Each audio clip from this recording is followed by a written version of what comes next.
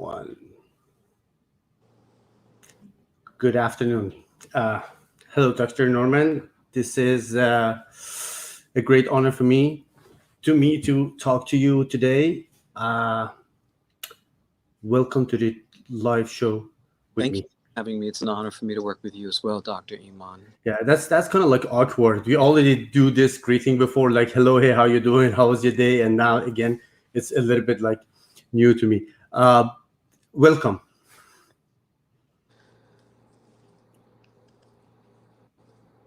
Do you want me to say anything? Oh yes, please. Oh, okay. So thank you for having me on your show. I'm very happy to be a part of what may be a couple of hours of talking about self-care and ways to overcome or recover from trauma, grief, loss, bereavement. And for those who don't know, I am a clinical psychologist. I've been working in the field of trauma and bereavement for 30 years. I have my experience starts back at Emory University in Atlanta, Georgia. With my doctorate, I did a fellowship at Harvard Medical School for children that were physically ill. In the last 30 years, I've been working in cancer centers throughout New York, as well as in my own private practice, helping people deal with physical illness, family dynamics, depression, and other types of trauma. So I'm here to answer your questions, Dr. Iman, as well as answer the questions in the audience. We can kind of really get to know each other and perhaps really focus on what it is that hurts and how to make it better.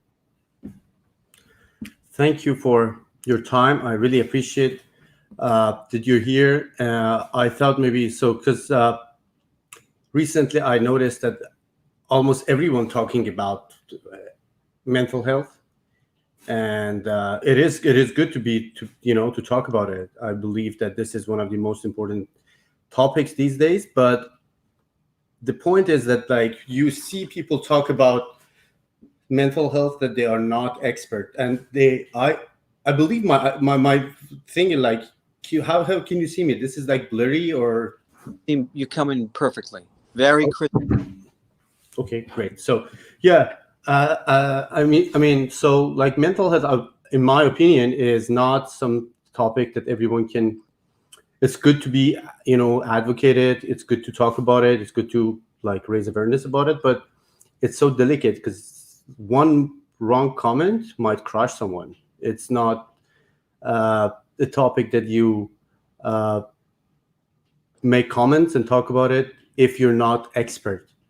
Like, and that's why I invited you, and I'm so glad that you accepted my invitation.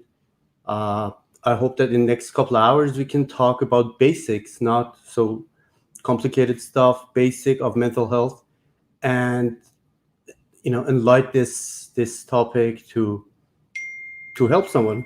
To maybe we can I me myself can do my part in this area. Okay, great. I look forward to it. If I may start, I would say to you that it is a delicate topic, but I don't believe that one word can crush another person.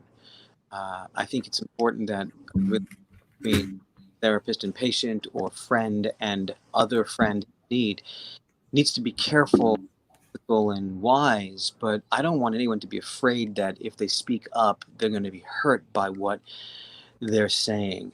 Um, I mean, if that's a level of sensitivity they have, I would encourage them to work harder on not taking so much so personally. But it's important to open the dialogue. We talk about the things that hurt, the secrets that are being buried deep inside our own psyches. Um, because when you tell your story, when you talk about your feelings to someone who can really hear it, the healing begins. And the reason why that is, Iman, is because when we tell our story of woe, when we talk about our trauma, most people will say things like, they're there. God only gives us what we can handle. Your loved one is in a better place. And what they're doing is they're trying to make us feel better, but they don't realize that all we need is for someone to listen to us. Just listen. There's no such thing as a salve or a balm that's going to help the broken heart of that person who's grieving. It's going to be much better if people just sit quietly with with an open heart and with concerned, loving eyes and allow you to tell your story. It also validates that what happened to you is your story. And then in telling it, you begin to become more the master of the event that took over your present life. And the more you talk about it, the sooner you can put it somewhere where it no longer defines you as the sole new identifier of who you are. This is only part of your journey, not all.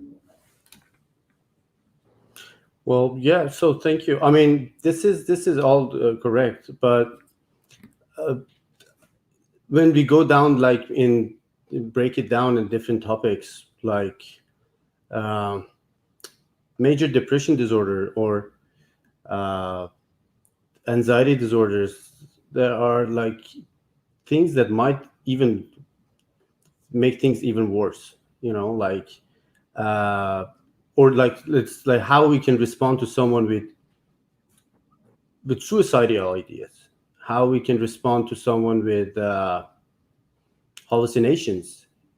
Should we confirm, should we like validate the hallucination, should we just confront them? Like these things are like delicate topics that You're right, but they are also important topics that need to be addressed. And you brought up two very important discussions. Let me go to the latter first.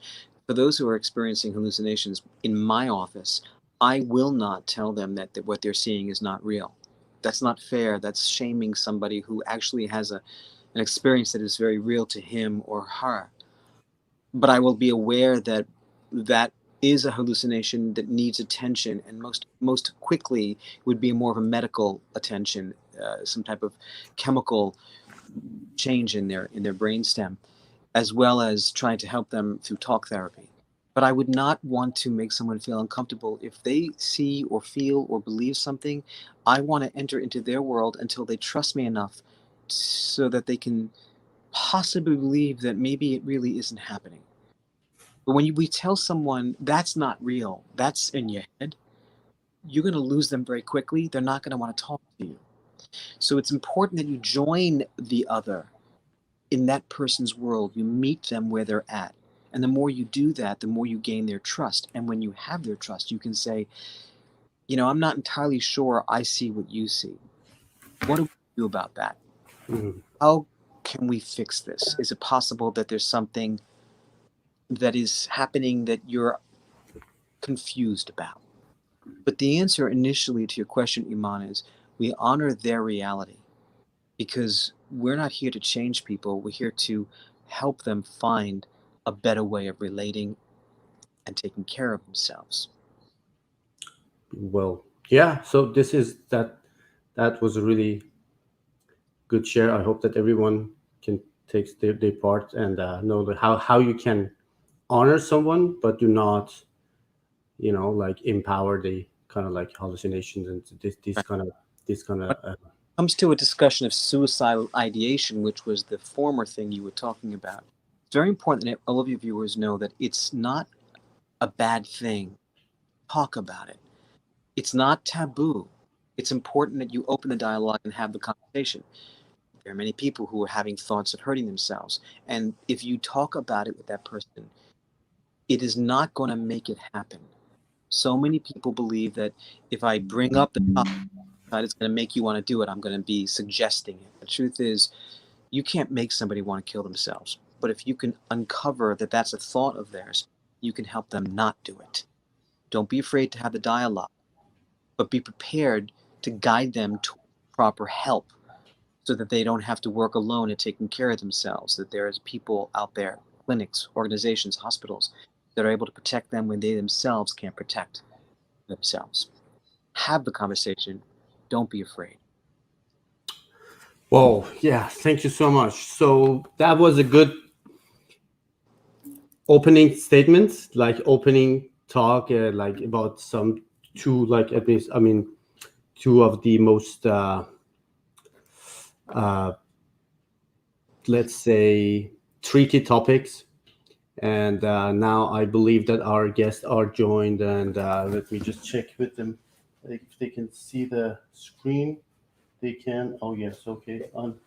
This is kind of like if only we could have all the social media at once, that would be great. Now they cannot work together. Like if you want to go on Instagram, you cannot do it on TikTok, you cannot do it on like different and especially for me, my audience actually they already know that I'm not so aware about like everything. I don't know actually what I'm doing now. I'm trying my best to make my part, that I hope that, but they are good, they are so patient with me, and I really appreciate them. Well, again, thank you for joining me. And now that we have our audience, I would love to. Uh, I lost your. I'm here. Oh yeah, I can hear. Oh, okay. Oh, It's coming. It's coming. It's coming. okay. Yeah, sure. Yeah. So, would you please introduce yourself again, and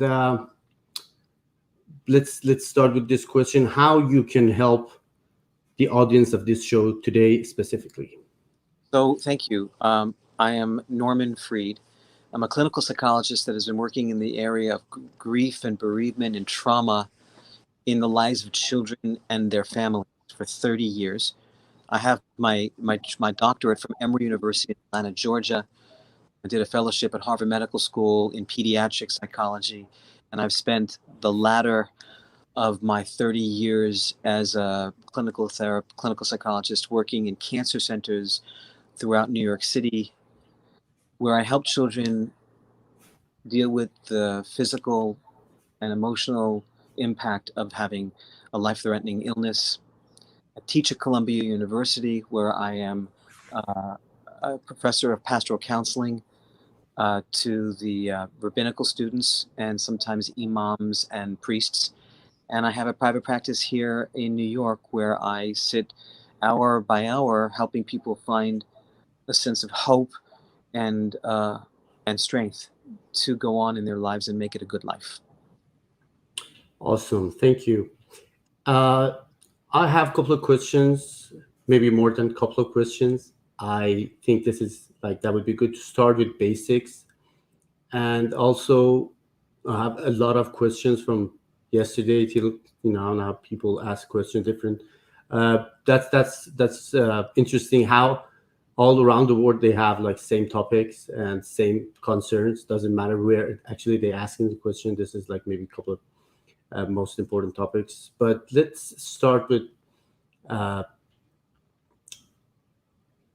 what is mental health? You want to start with a very global one, huh? We talk about physical health all the time. I know you're a trauma surgeon, so you know all about helping keeping the body safe from harm and disease. Mental health, in my estimation, would be very much the same thing. We're helping the psyche, the unconscious, as Freud would say, the sense of who we are and how we feel. We're keeping it safe and healthy from dis-ease, which is what disease is. And there are times when mental health is impacted because of physical ailments. People can have neurological difficulties that could affect their mental well-being. People could have physical ailments such as a life-threatening illness or chronic pain or critical conditions that come and go, and that will impact their well-being emotionally. So for me, mental health is our ability to maintain a clear and concise view of ourselves and our place in the world, that we function at an optimal way. We're kind towards one another, and we're good and kind towards ourselves. We're capable of effecting change in our world, both in helping others as well as allowing them to help us. And when we do it right, our mental health will grow stronger and stronger. But every one of us, regardless of how much therapy we have or how much wisdom we've acquired in this life, every one of us is going to be impacted by a mental health crisis, because we live in a changing world with crisis that occurs all the time. And the goal is to be able to find the balance between the good and the bad, the expected and the unexpected, and to function through the difficult times and ultimately to help others do the same. I hope that was a sufficient answer for you, Iman.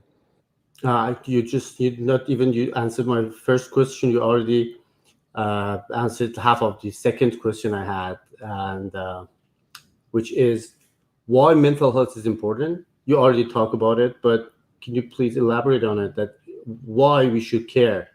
Because Look, our goal in this life is to make it through, right? We don't know how we got here and what we're doing here, but we do know that while we're here, we really have a lot to learn.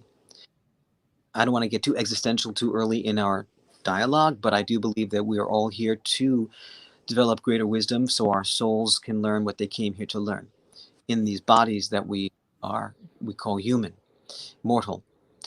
But the goal is to help one another as well as ourselves, because life can be hard. And without good mental health, we're not going to be able to live.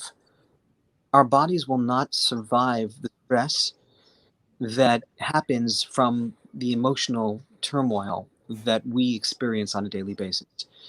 And those that are more vulnerable than we are, our children, uh, the people who are ill physically, they need us to have strong mental health so that we can help endure the difficulties that they're going through.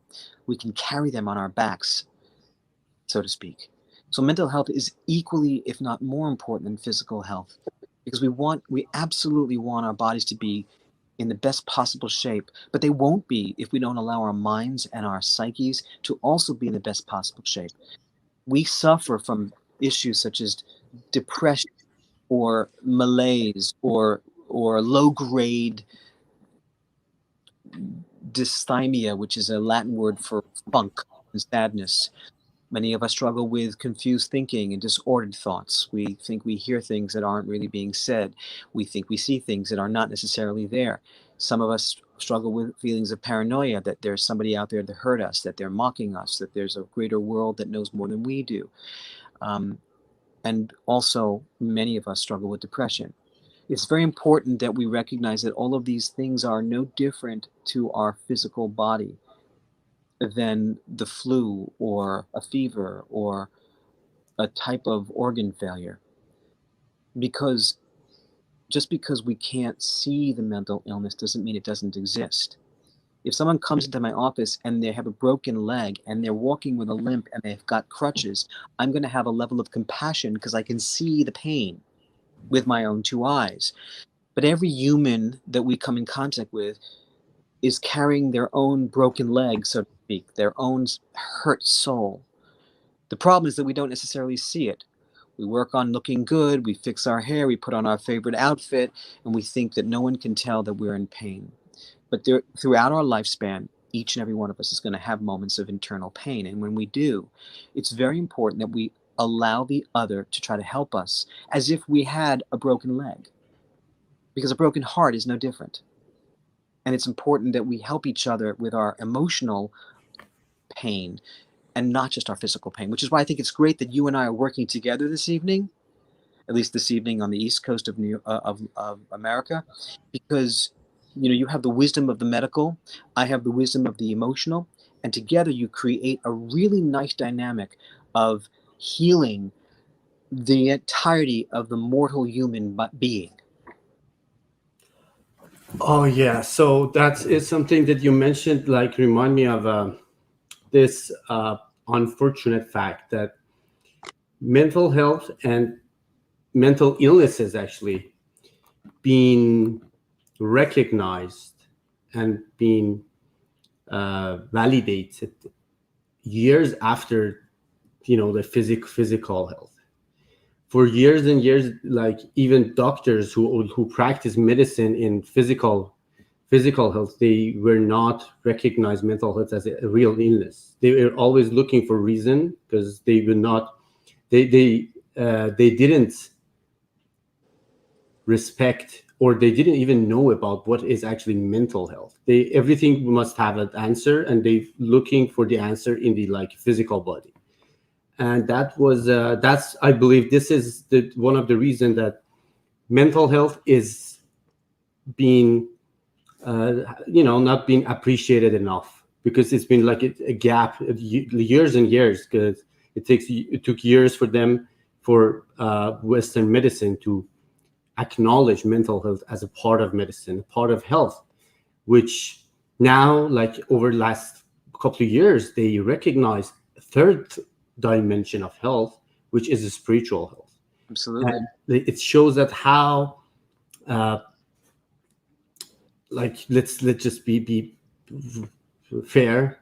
It shows that how much work do we have, because we all just worked on physical health for years, no answer found. Like always, we're still looking for answers.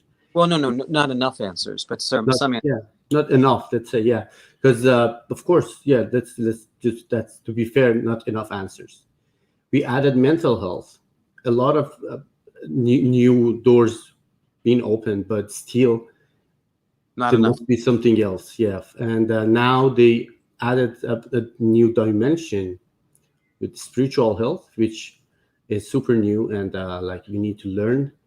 Although there are like different spiritual practices around the world being there for years, like thousands of years, just we need to find a way to how to connect this three dimension, and to come up with the answer, which I believe must be just one. I don't know where is it, what is the answer, but we hope. I hope we can get to the bottom of this topic soon. Yeah. Well, I will tell you that in the Western Hemisphere, spiritual health has not been looked at nearly, but in Eastern cultures, spiritual health has been looked at for eons. And if we go back to the Old Testament and the New Testament, there's so much inside of those unbelievable books that teach us about spiritual health. It exists. We just need to spend more time focusing on it. Yeah. Thank you. Well, so next question. My question is it okay? Like how we can recognize that there's something that we need help with. Like yeah, as you said, like when me myself, when I have like a broken leg, I can see it, I can feel it, I can feel the pain, I can acknowledge it. Oh, there's something wrong with me. I need to seek medical attention. I need to seek help. But where is the point? Where is the limit? Where is the threshold that someone need to seek medical attention or like mental health attention? It's a beautiful question, Iman, and it's a hard one to answer because so much of our mental well-being is right. So that means that we think to ourselves, "Look, I'm not that bad. I'm going through a breakup or I'm dealing with a loss of a loved one, but I'm not that bad. I'm still going to work, eating, and I'm okay." So oftentimes there are people in our lives that will say to us, "You've got to take better care of yourself," and we need the help of the other to point it out to us. But I think some of the signs and symptoms that your viewers should know about would be changes in appetite, where you find yourself not being hungry anymore or eating more than usual. Change in sleep patterns. Some people sleep all the time and can't get out of bed. Others will show their level of mental illness, not sleeping at all. People who go through nights without sleep could be struggling with something that really requires mental attention, emotional attention. Change in libido, loss of sex drive, or for some people, overactive libido where they can't get enough. This is also a sign that there's something going on mentally, not necessarily physically. There are also other changes that occur that you need to be on the lookout for. Changes in the level of friendships that you have. Are you fighting with people? Are you more irritable? Are you having a lower threshold of tolerance for people's idiosyncrasies? If so, you might be struggling with an emotional difficulty. Um, Concentration is going to be impaired. We won't be able to concentrate and stay attention to tasks that we would have originally found easy. It's so important to recognize that so many of our mental health concerns really show themselves first in physical changes.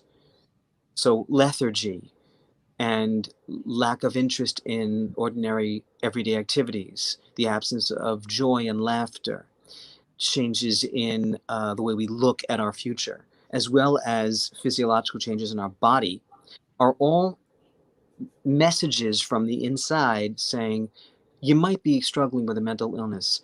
Talk to someone, get to the bottom of it, and get better. Well, in one word, is it fair to say when we're not functioning the way that we used to? Yeah, if we're not functioning, when we're not functioning the way we used to function, we need to take a closer look at what could be the problem, and it may not be something physical, it may likely be something emotional. And we're here to do the best job we can while we are on this earth. And we don't want to do a moderate job, we want to do the best job, optimal. So when there's changes in your functioning, ask for help. Help is out there. Wow, that was strong. And yeah, I remember one of my saying recently was about asking for help, which, if I remember, it was that you cannot carry all the keys in the world, but if you have this master key, you can open all the locks. Learn how to ask for help. This Well, is to get the master key, you have to allow your door to be addressed, to be knocked on, because that key won't do anyone any good if you don't show the door that's in need of being opened. It's a two-way street, not a one-way street.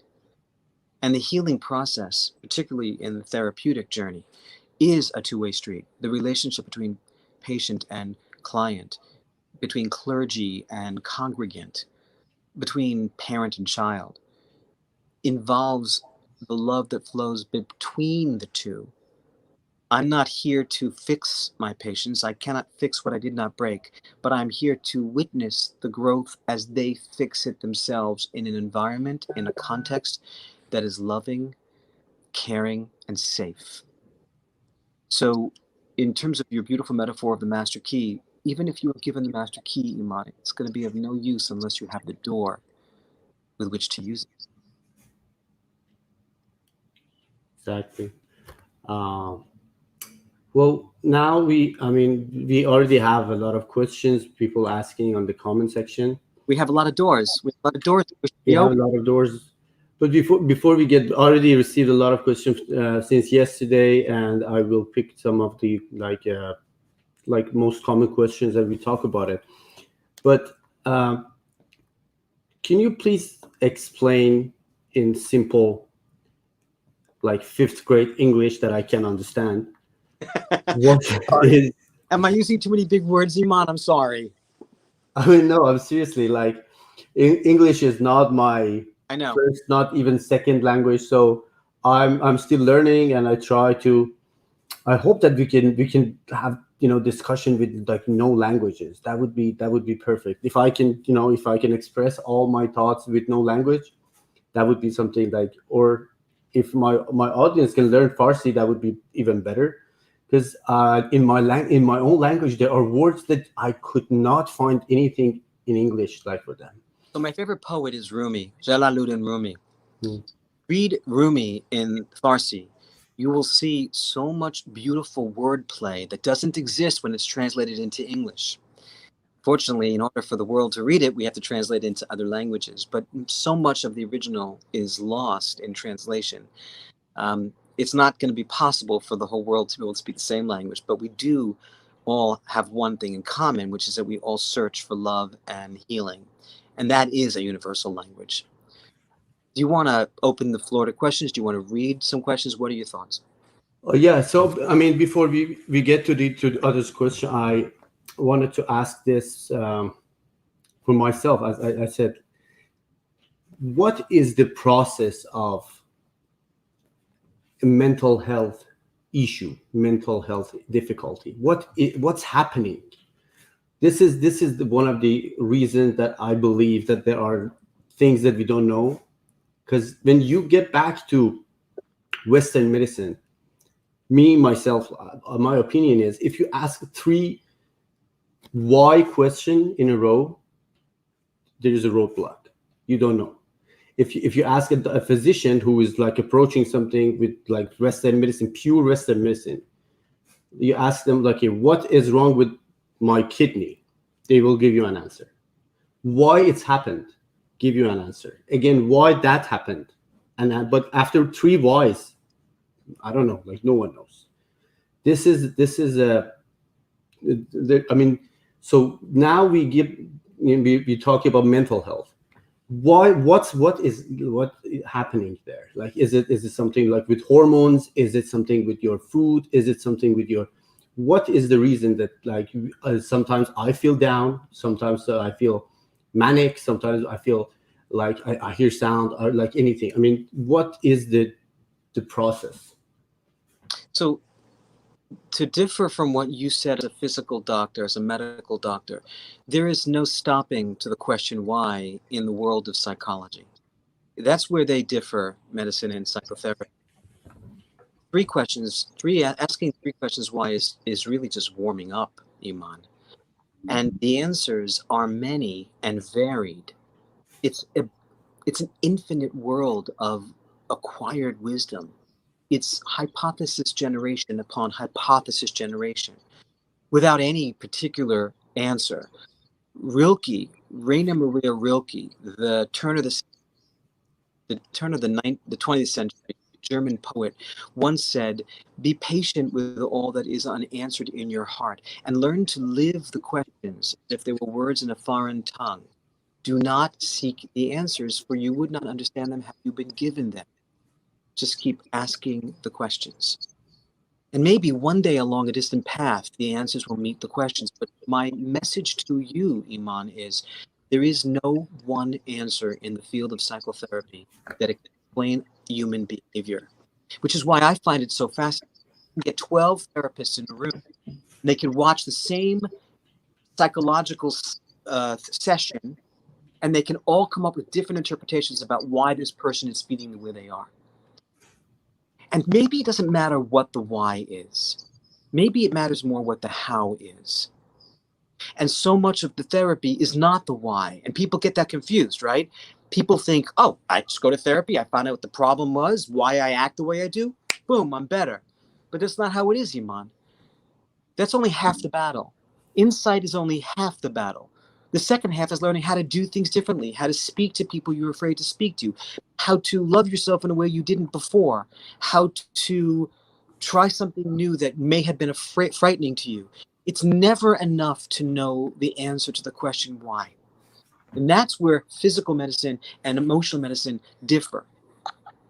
And I have to tell you that after 30 years of doing psychotherapy, my patients get certain answers, but those answers are only part of the journey. There's so much more ahead. It's an unending process. And it would be arrogant of any one of us to say, here's the reason why you're depressed. Here's why you're scared. This is why you're having nightmares. No, there is no one answer. And if you have a therapist that tells you this is the reason, find a new therapist. Because all we can do is generate hypotheses in a loving environment that may fit with your worldview, but it may not. We're human beings. We therapists can be wrong too. But if we work together and go through the darkness with a candle in our hands together, we'll make it through the dark cave. But it's going to be a journey that we do together without complete answers. Does that make sense? Am I being too grandiose, or is that fair? Of course, no. I mean, that is like you you mentioned something that brought me another question, which is something I really want to know the answer. Is it fair to say no one is born with mental illnesses at the day first? No, it's not fair to say that at all. No. Many people think that babies are born with a clean slate, where they're born to be perfect. It's just we humans that ruin them. And I think that's very unfair, because in the genotype phenotype research, or in fifth grade language, the nature and nurture research, what happens is that we come into the world with behavioral styles, genetic predispositions. We come into the world with physiological temperaments. Some of us are wired to be nervous. Some of us are wired to be more calm. Some of us have intellectual deficits, and that's well before we're born. And then the world that we come into will either modify, modulate exacerbate or make it better. So it's not fair to say that everyone's born perfect or that everyone's born with pure mental health. People are not robots. We are born this mass of undetermined, unresolved senses of selfhood. And through life, through our physical changes, through our emotional experiences, we will grow and learn more and more who we are. Okay, so that's something like to put a little bit emphasis on it, like if this is a proper English or not. That Yeah. is a really good share. That was something that I want everyone Okay. take So I'm going take a moment and think about it. That this is not about like I was right, like when you talk to a patient that has like liver disease or kidney disease or like some difficulties, they would say, I was all good. My kidney worked good. Like everything was fine. I don't know why now I have this problem. right. When you get to this, So there's yeah, genetic expression of disease, which could happen in your 50s, or it could happen in your teens. Hodgkin's disease would come out between 16 and 25, but something like a non-Hodgkin's might not come out until you're in your 50s. So there's genetic expression of disease. There's also environmental influences of that disease. And the two together create the human condition. So I'll give you a story. I have 3 sons. My first son, when he was born, after 1 minute, they cleaned him off and they wrapped him up and they put him in my arms and he nestled there as if this is where he was meant to be his whole life. 14 months to the same day, in the same delivery room, my second son was born. And they cleaned him off and wrapped him up and put him in my arms in 1 minute. And he wriggled and he bristled and he tried to get free and he was not happy in my arms. And I realized at that moment, that's not my parenting. I did nothing in that 1 minute different between the first and the second son. But he came into this world with his own wiring. And I thought, this is going to be a tough ride for me. And it has been a beautiful ride. I love him. But he definitely puts more of a challenge on me than the other one because behaviorally and genetically, we're born with unique individual differences. Don't be fooled. We are not capable of greatness simply by our genes. We're capable of greatness by the world that we live in and the love that we receive in that world. wow, what a share! I love that one. I mean, I hope. I mean, I believe that you are the only one who could like interpret all this to events together like this. But let's say like might be other people, other like parents who doubt themselves. Oh, what is that I'm doing wrong? What is wrong with my parenting? And that was brilliant. That was really Thank you, Iman, because so often we blame ourselves because our child is slamming doors or won't eat dinner or doesn't have friends. And we think, what did I do wrong? I loved him. I held him. I gave her attention. I taught her things. But it doesn't necessarily mean that just because we did everything right, it's all going to work out right. Because there are changes inside the body. There are views of the world that are unique to each person. So if you learn about research on behavioral style and temperament, you'll realize that some children are born easy in their rhythmicity and in their biological function. They sleep a full night within a week, and other babies cry and cough and can't sleep through the night for months, if not years. And there's nothing about the parenting that made that happen. That's the rhythm of the body. But if the parent says, I'm awful, I must have done something wrong, they're going to be chastising themselves, and they don't necessarily have to do that. But there is a combination between a child that isn't rhythmic and won't sleep at night and a parent who's tired and overworked. That's going to make for a less comfortable dynamic between the two. There'll be more screaming, more frustration, and it's only going to kind of a snowball into something worse. But please remember, you're not at fault if your kid did something that you don't like. People are people, and we don't control them.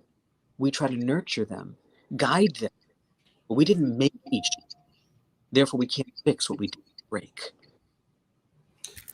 Dr. Norman. I cannot get enough. I cannot have enough of your wisdom and your like this is like I always said that simple is epic, and the way that you elaborate, you explain it, all this kind of like complicated matters.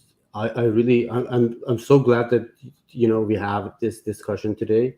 Thank you. Again, I really appreciate you and your time, and I have a lot of questions, like my audience and also the people asking here. I would just, I have one more last question for myself, and then we can open up questions for audience. So among all these topics, all these difficulties, struggles, let's say challenges around, where is self-love, and what is the importance of self-love? Is this such a thing, or we just created this term? Like how important is self-love? So you say, this is for all of you who are listening to Dr. Iman right now. He says to me, I just have one more question, but this one question could take us weeks to answer, right? Say it's not simple, but very quickly I'm going to say, yes, indeed, there is such a thing as self-love. However, not a lot of people have achieved it. We are filled with self-loathing and self-pity and feelings of worthlessness. And most of the time, that's because somebody in our past, when we were vulnerable and influenceable, told us that we are not worth it. We have parents that are, or caretakers that told us we're not going to make it. We're not going to amount to much. You're not like your brother. If you could only be like your sister, you weren't born the same. And we begin to believe this, and it becomes our script, our narrative through time. But it is possible to achieve self-love, and self-love is so important because you cannot healthily love another until you truly love yourself, or at least really, really like yourself. Because if you don't know yourself and accept your flaws, you're going to project them onto your partner, onto your lover, onto your best friend. You're going to disavow the unwelcome aspects of your own inner psyche and blame it on somebody else. But if you honor who you are and who you're becoming and like yourself enough to say, I'm human, I make mistakes, but I'm trying, that level of self-love is going to help you love others. And it's also going to help others love you. I had a very long talk with a very, very dear friend of mine recently. And I said to him, I'm not happy with you. You said and did things that hurt my feelings. And he said, how can I change? I don't believe I'm worthy of your love, Norman. And I said, why don't you think you're worthy of my love? And he said, I don't think I'm good enough. And at that moment, I realized this friendship can't go forward unless my friend really begins to recognize the value that exists inside of him. How can I love someone who doesn't love himself? What is there to love if the self-love doesn't exist? I'm not in this world to fill people and pour into everyone's emptiness. I'm in this world to share my love with what they can share back with me. So, Iman, self-love is essential. And you will not have healthy attachments unless you work on loving yourself first and always. One of my favorite expressions is, you come first, after me. After me. And it's okay, no apologies. In the rooms of AA, we say no is a complete sentence. Can't do that tonight. No. Because you come first, after me. So yes, Iman, self-love exists, and I only pray every one of us can achieve a greater element and amount of that. But we're never going to be there completely. That's why we live, to get closer and closer to a greater understanding of who we are on the inside. We're always evolving, always growing, and hopefully in a healthier direction. Hopefully. As I said, I cannot get enough. I cannot enjoy this topic enough. Like this is all about my daily mental challenges that I'm thinking about all this topic, and in my head I'm like, uh, I still have like hundreds of questions about, okay, so about self-love and motherhood. I cannot put these things together. This is not me. I can see these people are struggling, like how you can sacrifice everything for your child and talk about self-love. When I talk about motherhood, it's not about just woman. It's about the feminine part of every human being, as a someone who protect something else beyond their own, like some kind of like sacrifice. They it could be like man, woman. It's about the feminine part that Yeah, but I listen, still like. These are my inner thoughts that I still, trying to discover. so I want to say something to your inner thoughts, Iman. You're romanticizing motherhood, you're romanticizing parenthood. Not every mother, not every father is good at what they do. There are many mothers and fathers that mess up because they've been messed up by their mothers and fathers. And there are many mothers and fathers that don't understand the beauty in sacrifice, the power in surrender.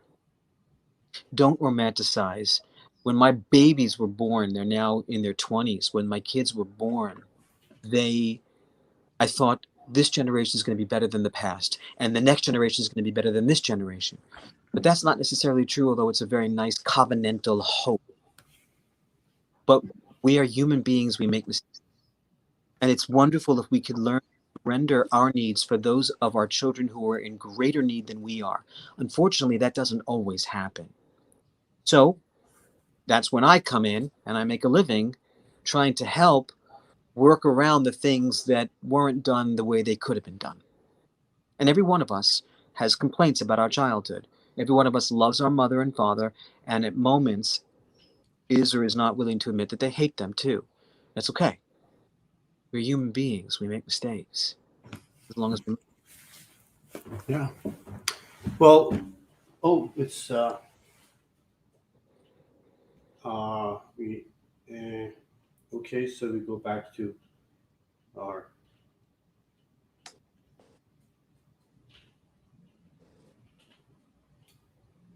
We lost the Instagram live for a couple of minutes. Now we going back to the live again. Uh, Hi, Instagram. hey, Instagram, you there? It's I don't know what's happened there, but I'm trying to fix it. That's how things are weird. But What platforms are we on, Iman? We're on Twitter. now we are on YouTube, on Facebook, and LinkedIn. That's new. LinkedIn is new for me. Like I've been on LinkedIn since ever, like when I was like maybe 10 years ago. But recently I'm utilizing LinkedIn as well. So that was a good pause. I guess we can How about now. Instagram up yet? No, we can now be on Instagram again.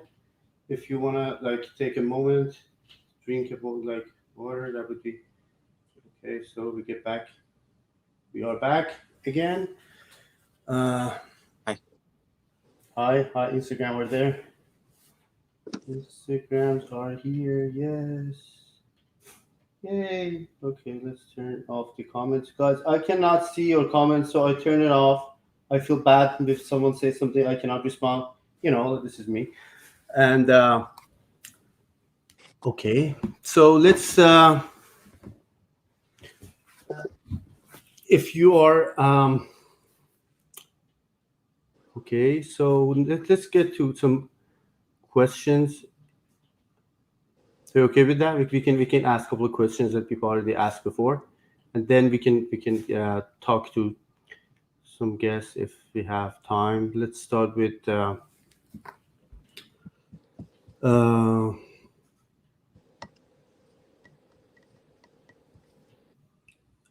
so I know that some of the questions are a little bit personal or like specific topics, but if you're comfortable, we can talk about them. Uh, Let me this tell one is not. Let me tell you why I'm comfortable with that. You and I know each other from Clubhouse, and Clubhouse is a forum where people tell their stories. And what I have learned is that in the telling of one's story, the other person who's listening is being healed. So your pain, your story of pain, actually may be medicine for somebody else. So it doesn't matter if it's a personal question. There are many human beings in the world that struggle with similar personal questions. Yeah, of course. And as I said, like when I saw questions like yesterday and today this morning, I noticed that there are like maybe 4 or 5 topics that maybe like, let's just make it poetic. We are all fighting the same battle, but in different levels. That was my take from these questions. Um, Someone asked about, like, recently after this the COVID, that I really want you to talk about post COVID and post COVID recovery. Like, the world is getting back, reopening. There are two different anxieties against each other, opposite, but they both cause anxiety. They ask us to stay in, it causes anxiety, and then they invite us out again. It's another anxiety. This is something I really want to talk about it. But Nadia says that she she's working three different jobs, and recently she wakes up like at the middle of the night, have this heavy breathing and heavy chest. I'm reading the exact wording. She feels that she's gonna throw up and wants to scream, cry, and she's just asking for help. She doesn't know what to do. I don't want to put a name on this condition. I just want you to talk about this. Well, I'm glad that I have you here, Iman, because when I answer any question about an emotional ailment, the first thing we always do is take a look at whether there's something that's physical or physiological involved. You want to rule out and medically clear whether this is a condition of the heart or the pulmonary system or the endocrine system or the blood flow. So the first thing I would say to Nadia and to anyone else who wakes up with these types of symptoms in the middle of the night is, please make sure that you get checked out by a doctor, because it could be something in terms of the circular system, the pulmonary system. You understand that, Iman. But once you get medical clearance, and that's important, once they rule out heart or endocrine or hormones, then you can start looking at what this might be emotionally. And it might be some form of heightened anxiety that needs a type of quelling and and appreciation, attention, that is not going to be settled simply by going to emergency room and checking out your heart rate. It's possible that there are many of us who struggle with anxiety attacks, anxiety issues, panic attacks, and that the feeling of fear and dread and doom really feels very physical, because they're related, right? So if we wake up at 2 in the morning in a cold sweat, our heart is pounding very fast, having a hard time breathing in. It's as if something's sitting on our chest. Our palms are sweating. Our colon is moving and making noises. That's all physical, but it may be generated from something emotional. There may be fear of finances. There may be fear of intimacy. There may be fear of life and death. And so once you get medical clearance that this is not a physical problem, the next thing is to take a look at how you can soothe yourself and maintain greater composure through difficult moments. That might involve meditation, breathing exercises, guided imagery, self-talk. There's so many ways that self-care can help us when we wake up in the middle of the night with what appears to be an anxiety episode. And sometimes these episodes are so real to us that we think we're either having a heart attack or we think we're going to die. That's what our brain does to our body. It makes us think that, but it's not true. You must always ask yourself, is this a fact or is it a feeling? And we do not act on feeling. We only act on fact. Is it a fact that my husband is leaving me? Or is it a fear? Is it a fact that I'm going to lose my job? Or is it a feeling? Because if it's a fact, we got to do something about it. But if it's a feeling, I have to breathe through it. I might feel better in the morning. And why? Because you, Dr. Iman, know that the neurotransmitters in your brain fire at a different rate in the middle of the night than they do in the middle of the day. So this is why people have panic attacks at 2 in the morning, but at 9 in the morning, they're perfectly fine. At 3 o'clock in the morning, they think their life is ending, and at 10 in the morning, they're ready to start their day. Something in the brain chemistry changes in the darkness. That's part of our physiological makeup. And we believe that, and we tell ourselves something's very wrong. But it's important to remember that One is a fact and one is a feeling. And if it's a feeling, we have to breathe through it, be good to yourself, and remind yourself that this too shall pass. There's a lot we can talk about in terms of self-care, particularly for Nadia and others like Nadia. But most importantly, discern the difference between something that is really happening versus something that is really just in your mind. Give it a try. Yeah, thank you for something that you talk about. Like, remind me of this fact that according to Canadian healthcare system statistics, 1 out of 3 patients in Canada who visit a doctor, like they go to the doctor's office, are suffering from mental illnesses or mental difficulties. The issues is not physical. 1/3 is a huge number, and 1 out of 5 is 20% of whole, not just mental, but all patients being diagnosed by panic attack. And this is like, you cannot practice medicine in Canada unless you know how to manage panic attack. This is a must. You need to know it, because that is you are front, you're the front line, and you deal with these patients every day, not just one, Right. 20% of your patients. Panic attacks are very scary, right? They're very scary, and you believe that something's happening in your body because something is happening in your body, but it's not a heart attack. It might be, but it's distinguished from a panic attack in that it's unrelated to the heart. And if you can work on your mind, you will heal your body as well. Yeah, this is one patient, one body, one approach. You cannot just differ them, that you cannot split them out. Yeah, this is something. Yeah, of course. Yeah, thank you. So, and is there anything you can? They already asked, like, maybe more than once, about tips or maybe a practice, or uh, like tricks, something that they can help during these attacks, when they have this like shortness of breath, and or a feeling that, so someone mentioned that I feel that I'm dying and I cannot breathe, and like, is there anything they can help? Yeah. The first thing I want to say is that panic loves darkness. Panic loves the unknown. That's what makes panic grow. Flowers need water, panic needs darkness. So when you lie there and you're having a panic attack, at least you think it's a panic attack, and you fight it and you say, I'm not having this panic attack, it's only going to get worse. Think about this. I'm going to tell everybody in the room to do something. I want you to do it, okay? Actually, I want you not to do it. Whatever you guys do at this very moment, do not think of pink elephants. Don't think about them, Iman. Yeah, I just did. Of course, everybody Yeah, but that was funny. Yeah. does. And that's the same thing with a panic attack.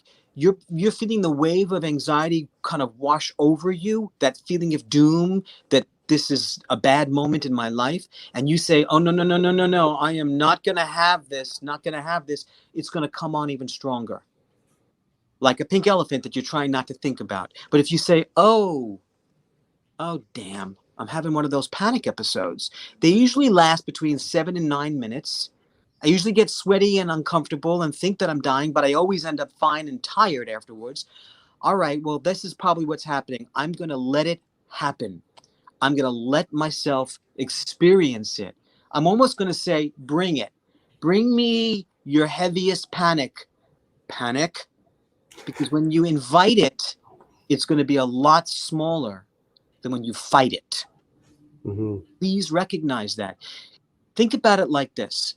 When you're swimming in the ocean and you discover that you went out too far and you want to get back to the shoreline, you begin to swim to shore. What happens if the undercurrent begins to take you back out? What do? How do you get home to safety if the undertow is bringing you back out. If you fight the undertow and swim against the tide, you will likely get cramps and maybe even be taken under. But if you float with the tide, if you swim along the same direction or just float with the current, eventually the tide changes and you will have strength to swim to shore. So when you're having a panic attack, don't fight it, invite it. Don't That's fight it, invite it. it's weird, I know, but it's an interesting concept and it works. And I'm always looking to, like, because my knowledge is is limited, and I'm trying to make things connected in my mind. So is it fair to say that maybe one of the best practices in order to overcome panic attack is self-awareness? Yes, you need to be sophisticated enough in your own body and your own mind to know that sometimes these things happen and that you are stronger than your fears. You are smarter than your fears, and you carry inside of your soul much more light than the darkness that exists in the world. And if you remind yourself of that, it will pass much more quickly. It won't go away forever and it won't stop completely, but it will pass much more quickly. And from here, that we already talk about panic attack, now we talk about self-awareness. Is let's maybe this is a time to mention what do you think about meditation as a like one of the practices been known to develop self-awareness? Does it help? It helps many people if you do it properly and if you have perhaps a meditation instructor. Meditation is really allowing yourself to have proper breathing and finding the center of your own inner core and focusing and honoring something inside of you that you want to learn more about. But you're doing it through proper breathing and through proper diet and through proper environment. You're giving yourself time to let the soul become nourished. And when you do, you can fight the attack. You can combat the panic better. So meditation is a wonderful thing. So is yoga. So is guided imagery. So is some slow amount of self-hypnosis. All of these things provide calm in an otherwise not calm body. I would also recommend that everyone in your audience learns to take better care of their bodies. Physical fitness is essential. We have a pharmaceutical warehouse in our brains, and we can tap into it simply by being fully engaged. And I can assure you that if you, because of COVID, the gyms have been closed, people haven't been going places, but I can assure you that when you get yourself down and you do 10 push-ups, or you go to the gym, or you run a mile, or you do some kind of aerobics class, either on Zoom or in person, you're engaging neurotransmitters in your brain, such as dopamine and endorphins. And what's happening is that they're going on fire. It's like taking some psychiatric medication, only you're doing it naturally. And the half-life of dopamine after a really good workout is a lot longer than you think. So you're not just going to feel good for an hour, you're going to feel good for the whole day. However, the next day, you're going to have to go back and do it again. This is God's way of getting you addicted to working out. This is God's way of making you want to stay healthy. Because if you felt good permanently, you'd never go back to the gym. But the feeling leaves, and what it leaves in its path is a craving to do more. Please recognize the value, the merit in physical fitness, because that will be no different than taking Prozac without taking Prozac. And that will fight that will fight the panic attack, because serotonin is the only thing we know medically that will fight panic. And you have serotonin in your body. It's a gift God gave you, but it gets eaten up very quickly in the minds of anxious and depressed people. But when you work out and you take care of your body, it lives longer, which means it can live longer to fight more of the panic. So there's one important thing you need to do besides meditation and yoga. It's physical fitness. Additionally, you must also remember that your diet matters.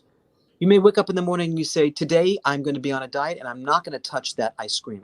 But then you give 12 hours at work and you were beat up by your clients or by your students or by your own kids. And you come home and you say, you know what? Forget about it. I'm having that Haagen-Dazs. I deserve it. You may deserve it, but it's not good for you. So I'm not saying forever. I'm saying when you make a promise to yourself, keep the promise. But we break our promises because we become so physiologically depleted. And when you add more sugar to your body than your body needs, you're going to end up having more panic attacks. If you have more caffeine than you should be having, you're going to have more panic attacks because your diet is making your situation worse. And if you have a cleaner diet, healthier food, you will probably have less panic episodes. Yeah, thank you. So as we talked about it like at the beginning of this discussion, one body, one approach, doesn't matter. Like there are three different dimensions, as you just mentioned, about physical activity and your physical health, and mental health, and spiritual, as like meditation as well. They are all are referring some like uh, common ground. They are all working together to bring you to this We to heal the up. to the level of being well, or like they call it wellness or well-being. I get that. I believe is beyond just being healthy. It's another level. Like after you're healthy, you can use this resource to be well, to be the best version of yourself. Iman, please remember that maybe in your world, in the world of medicine, people can be fully healed. In the world of psychology, nobody is fully healed. We are always healing. It's present tense. It's always happening. It's good enough if we see that we are healing. It's not fair to say, am I fully healed? I don't think that's possible. We're always changing and we're always being confronted by new challenges. But if we are healing, we're really on a good path. Exactly. So that was one of the questions that one of the audience in the comment section asked, that is it like how long does it take to be healed from a mental difficulty, mental struggles? Well, again, it's a very important question, but the answer varies for so many reasons. Depends on whether you're taking certain medicines that will help you with disordered thinking or confused thoughts. It will change your neurotransmitters and your hormones. It depends on what kind of therapy you engage in and whether you like your therapist and whether your therapist is good enough to get you to where you have to go. It depends on how many traumas you've endured in your past and how willing you are to trust something new. It depends on how much you are willing to love yourself and forgive yourself for things that were done to you, not by you. It depends on who in your immediate life is there to support you as you make these changes versus who gets threatened and challenged by the growth that you're finally expressing. Your spouse may not like the growth that's happening because they may feel alienated from you. Your parents may not understand you because you're speaking words that are much healthier than they're used to. So there are so many ways to answer that question. But healing happens, and it happens at different paces for different people. But rest assured, healing happens. Awesome. Yeah, thank you.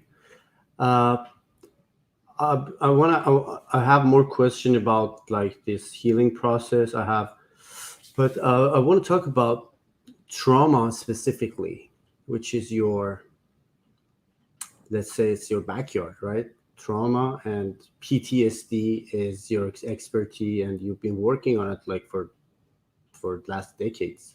Uh, Uh, 3 decades, and it's not my backyard, it's my front yard, it's my side yard. yeah, I mean, this is something that you can comment, and you can uh, when you say something around like PTSD, I believe this is something that we all need to listen. Uh, so would you please just give a little bit of like maybe introduction about PTSD, because we heard about PTSD recently, or maybe more often. But me, as a like a medical graduate, I know that there are criterias which like I believe that in mental health and psychiatry there is no criteria. Maybe just even one symptom could be devastating. Doesn't matter if it doesn't criteria that don't met or something. Doesn't it's my personal opinion. But how you can say that someone is suffering from PTSD? Can you define? Hold that thought. I want to go right there and get a book where I wrote about PTSD. One Okay, second. awesome. Yeah, thank you. Wow, what a topic. So, oh, About that was quick. it's right here. About 7 or 8 years ago, I went to Israel and worked with soldiers in the south of Israel that were on the border of Gaza, where Hamas was shooting rockets into Israel, and Israel was trying to defend them in the air through the under the Iron Dome. And I was asked by a lot of people in the towns down there, how do we maintain a sense of humanity in the face of ongoing trauma?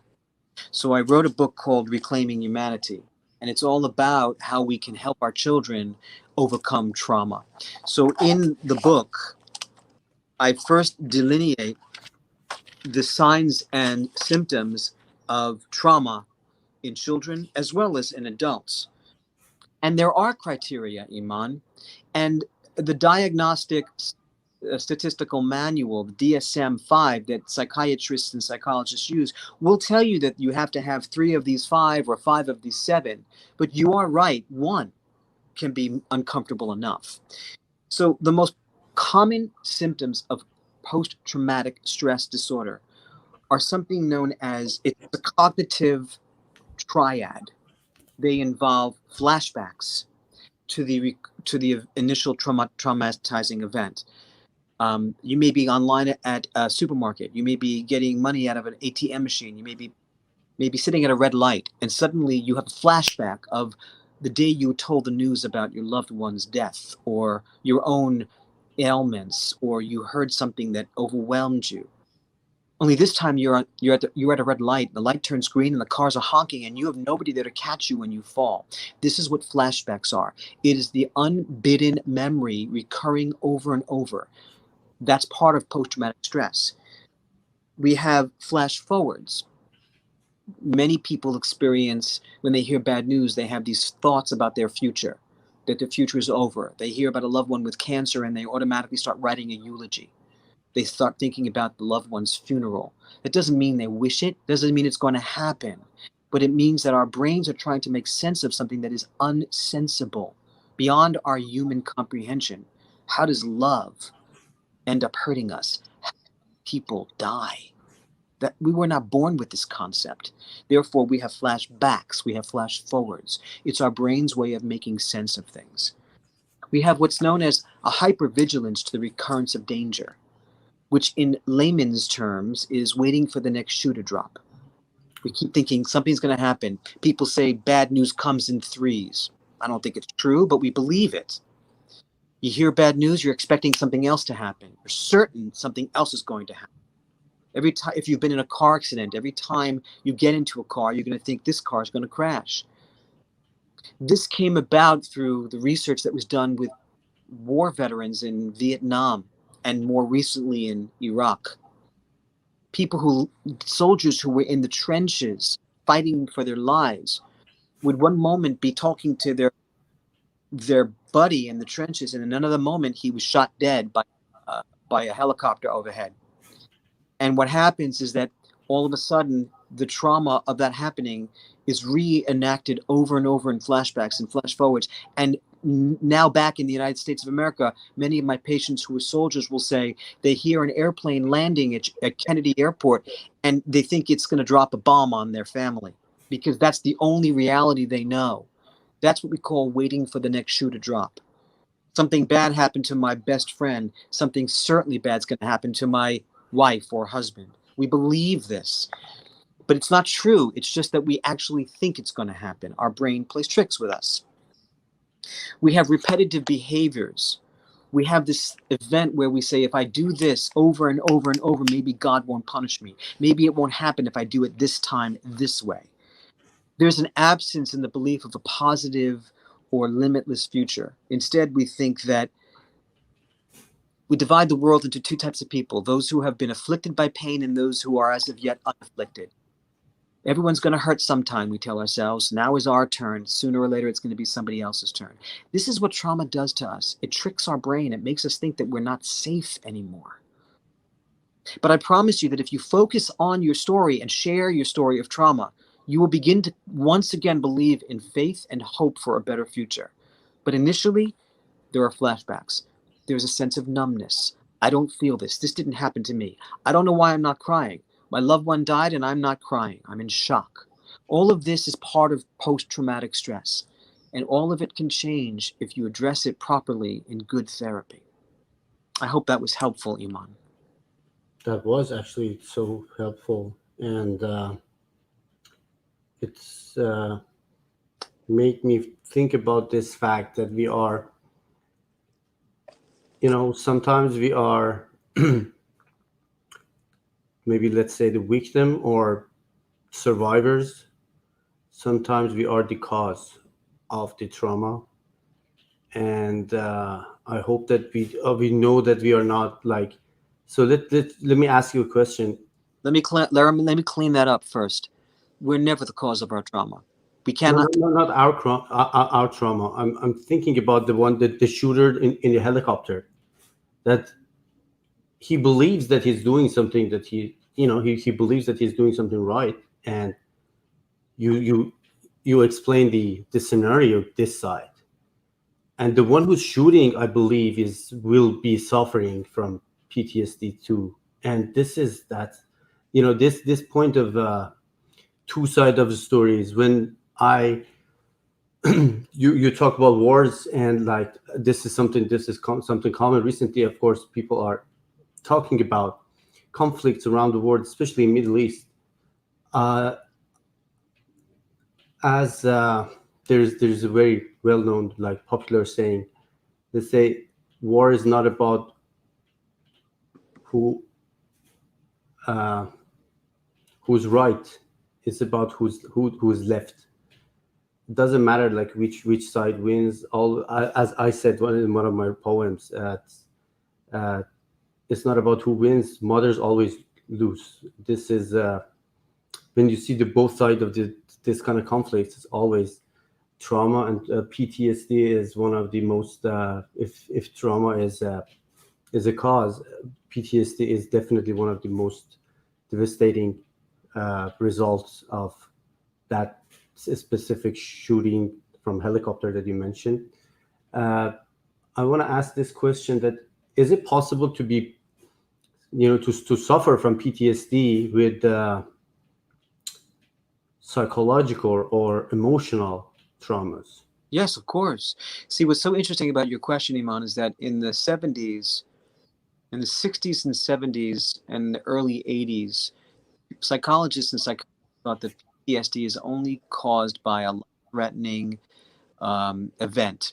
That if you were in the trenches of a war, or if you were in a plane crash, you would struggle and suffer with the effects of post-traumatic stress disorder. But in about 1990, they began to work on what's the Diagnostic Statistical Manual, the DSM-4. We're now on DSM-5. But psychiatry and psychology discovered or determined that PTSD is not just some function of a life-threatening event in wartime or in war-torn nations.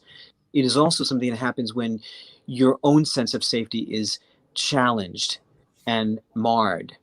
So PTSD comes from being the mother or father of a child with leukemia. PTSD comes from having suffered the loss of a best friend to a car accident. PTSD comes from having been attacked and raped, or nearly raped. PTSD comes from being violently spoken to, if not violently handled. And we now incorporate into the diagnosis of PTSD not just a physical event such as a bomb, but an emotional event. Some people experience PTSD after a sudden divorce, that you're caught broadsided and unexpected. Some people experience PTSD because they're hearing the diagnosis of a life-threatening illness and they don't know how to function with that. And so PTSD is much more universal, much more a part of the human condition than we ever thought before.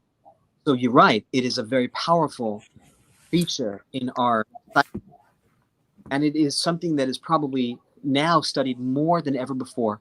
And ever since COVID started, my practice has gone skyrocket to the point where I work 12-hour days, 6 days a week. And that's because people are scared and people are traumatized. After 9/11, every human being in the state of New York had PTSD just from watching the news over and over and over and over. It's known as secondary traumatic stress disorder, or STSD. It's known as vicarious traumatization, which is when witnessing the pain of others creates pain in our lives, which is when caring for others in need affects our own well-being and our own functioning. Every one of us is capable of being a victim of PTSD. Therefore, every one of us has to have very strong self-care strategies. Well, I would love to mention or put some of their share in the bracket here. I so we already know that PTSD is devastating. We already know that PTSD can be caused by, as you said, like violent talk, just words, not bullets.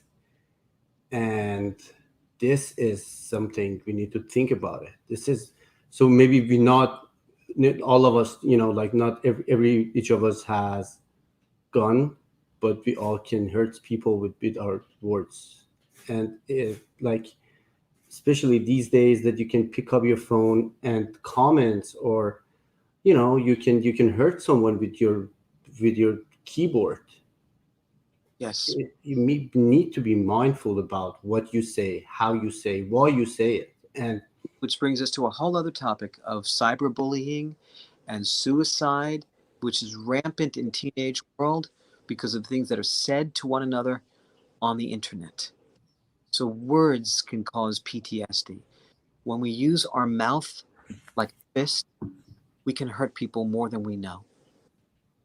exactly, it remind me of one of my, like, I just that's like amazing how you speak about, like, you talk about all these topics. It's like a poem to me. I see that how can words turn into swords in a blink of an eye. And It's think, not an eye, it's in the beat of a heart. It takes one beat of a heart to go from love to hate. Don't forget that. One beat of a heart, and you go from love to hate. so I want to ask everyone who's watching this to be more mindful about, uh, we all need to be more mindful about what we say. And sometimes we need to decide, either we want to be nice or we want to be right. Doesn't matter if you, like, if someone is not aligned with your values, or like what you think is right to do. But we are all human beings with our flaws, and we need to be more kind. I mean, kindness is something is missing around. We need to find it and bring it back to the life, kindness. And yeah, so that was not actually something I didn't want to go there, but you just mentioned something I thought that would be good to talk about. So about the PTSD itself. Uh, so is there anything that can help people? We already talked about, like, panic attacks, but about PTSD, I know that we talked about it before, about specific practices and new methods to replace ideas, replace memories with different kind of methods. But replacement behavior, replacement thoughts. Can you please talk about that one too? What is the best practice? Not best practice, one of the best practices for No PTSD. best practice, right? We already determined that that healing is individual to the person, right? But there are methods that involve cognitive behavioral therapy, cognitive restructuring, dialectical behavior therapy. These are all different types of structured therapies that help you recognize the event and kind of observe yourself from the outside. It's where you teach your patient to develop an observing ego where he can see himself the way others might see him. And when the patient can do that, they can do some self-soothing techniques. And that might involve restructuring your thoughts, being more mindful, certain strategies in distress tolerance and distraction techniques. So the beauty of cognitive behavioral therapy as well as replacement thought therapy is that we are taking a negative belief or credo, which is impulsive and not necessarily true, and we're challenging it with a positive belief or credo. And when you put one next to the other and you give positive a chance to live alongside the negative, you might be able to replace some of those negative thoughts with positive ones. And what you do is you challenge what you think is reality. It's not true that I'm going to die. I just feel like I'm going to die. It's not true that my loved one is leaving me. I just fear that they will. What else could it be? Sometimes I ask people to do something which I call the CBA. I ask people to split a piece of paper into 3 columns. I'm sorry, it's not the CBA. It's the it's the CBA. The first column is C, and that's the crisis. And you write down in the C column what happened, what did I do, what happened to me today that's really terrifying. And then in the B column you write down the belief, the immediate belief. This happened, therefore I'm about to suffer. I got yelled at by my boss, I'm going to be fired. My wife is out drinking tonight, she's going to have an affair. You have a crisis and you have a belief. And then I ask my patients to go to the 3rd column, the A column, which is the alternative belief. My wife is out having fun with her girlfriends. I'm not going to be fired. My boss had a bad day. He'll have a better day tomorrow. It's very important that you train your brain in moments of crisis to go from the B column to the A column. But so many of us live in the B column. And I really wish we could work harder at learning to live in the A column, the alternative belief column. That's where faith and spirit come in. That's where cognitive appreciation of our history comes in. That's where self-talk comes in. We say to ourselves, I've been through worse and I've prevailed. I'll be through this and I'll prevail again. There was a time when I was worse, and look at me now. This too shall pass. That's living in the A column, but so many are stuck in the B column. That's what you talk of when you say replacement theories and cognitive behavioral techniques. Dialectical behavioral therapy, which is when you challenge the words that you use and you begin to change the language that you've been using. So many of us speak with an unconscious script. We say to ourselves, I'm a loser, I'm a nobody, I'm never going to make it. And those are the words that our parents or others in our past may have told us. But they don't serve us anymore. And we need to challenge that unconscious script and not say that to ourselves. I'll tell you a story. I'm married 22 years. When my wife and I were dating, one day she said to me, you are not one and I'm not marrying one. And I said to her, what are you talking about? And she said, you don't hear yourself, do you? Every time we leave the house and you can't find your glasses, you say, I'm a loser. Every time you can't find your keys, you say, I'm an idiot. Well, you are not a loser, and I am not marrying a loser. You are a beautiful man who's overworked, distracted. But I didn't even know I was saying these things. I didn't even hear them because they became part of my backdrop. They were part of the music in the distance of my life. But it took my wife to be with me enough to say, do you hear yourself? You call yourself very bad things. So much of CBT, cognitive behavioral therapy, is challenging the words we use automatically and changing them so that we're kinder to ourselves. If I spoke to my friends the way I speak to myself, I'd be the loneliest man in the world. To this day, my wife will say something like, God, I'm an idiot. And I'll say, no, you're not. Don't do that. And she'll say the same to me. It's a promise we make to each other to make sure that we don't hurt ourselves in an effort to be better people. This is all what Dr. Iman is talking about when he says replacement thoughts, replacement therapy, cognitive treatments, things like that. Very, very important to do so, both in PTSD work as well as just depression and the development of greater self-love and awareness. Does that answer your question a bit? Yeah, exactly. You just need this awareness, the moment of awakening to remind you, like something that your wife did to you, or anyone. You need this poking to tell you, okay, come on, just get back on track. You're not what you think you are. This is not you. You're not a as we talk about it, like sometimes, especially with children, they might believe that, oh, I'm a bad boy. You're a good boy who did a bad thing. This is different, and you Not, had your moment, and this not, is the. not even. You're a good boy who was told you're a bad boy, but that doesn't true. Then sometimes they might make a mistake, and that would be the same to say, like, you're a good boy who did just one bad thing, and we can work on it. Let's see what we can do about this specific, like, one thing that you did. I want to help you with that because I think a little differently, and I want to be on the same page with you as my co-facilitator. I don't believe that children do bad things. I believe children do things that don't work right for them and for others around us. But if we say you did a bad thing, even though it's not that you're a bad person, people are human. People make mistakes. Me in my 50s, I'm still capable of making mistakes. I don't call them bad things. I call them mistakes. And I learn from them. At least I try to. There's a beautiful, beautiful song that just came out by a singer named Rabel, Wrabel. And it's called The Village. And he writes and sings in the song, there's something wrong in the village.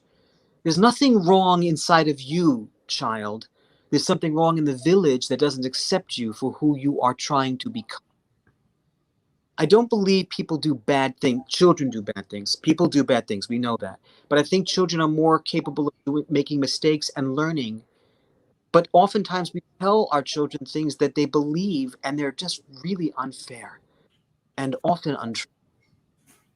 And we spend the rest of our lives trying to erase those statements, to silence those voices in our head that tell us we're not going to make it. I've spent my life doing that, and now I don't believe that stuff. I think I'm capable of anything, even though I've got my physical limitations, I have my intellectual limitations, but I'm not going to stop. None of us should.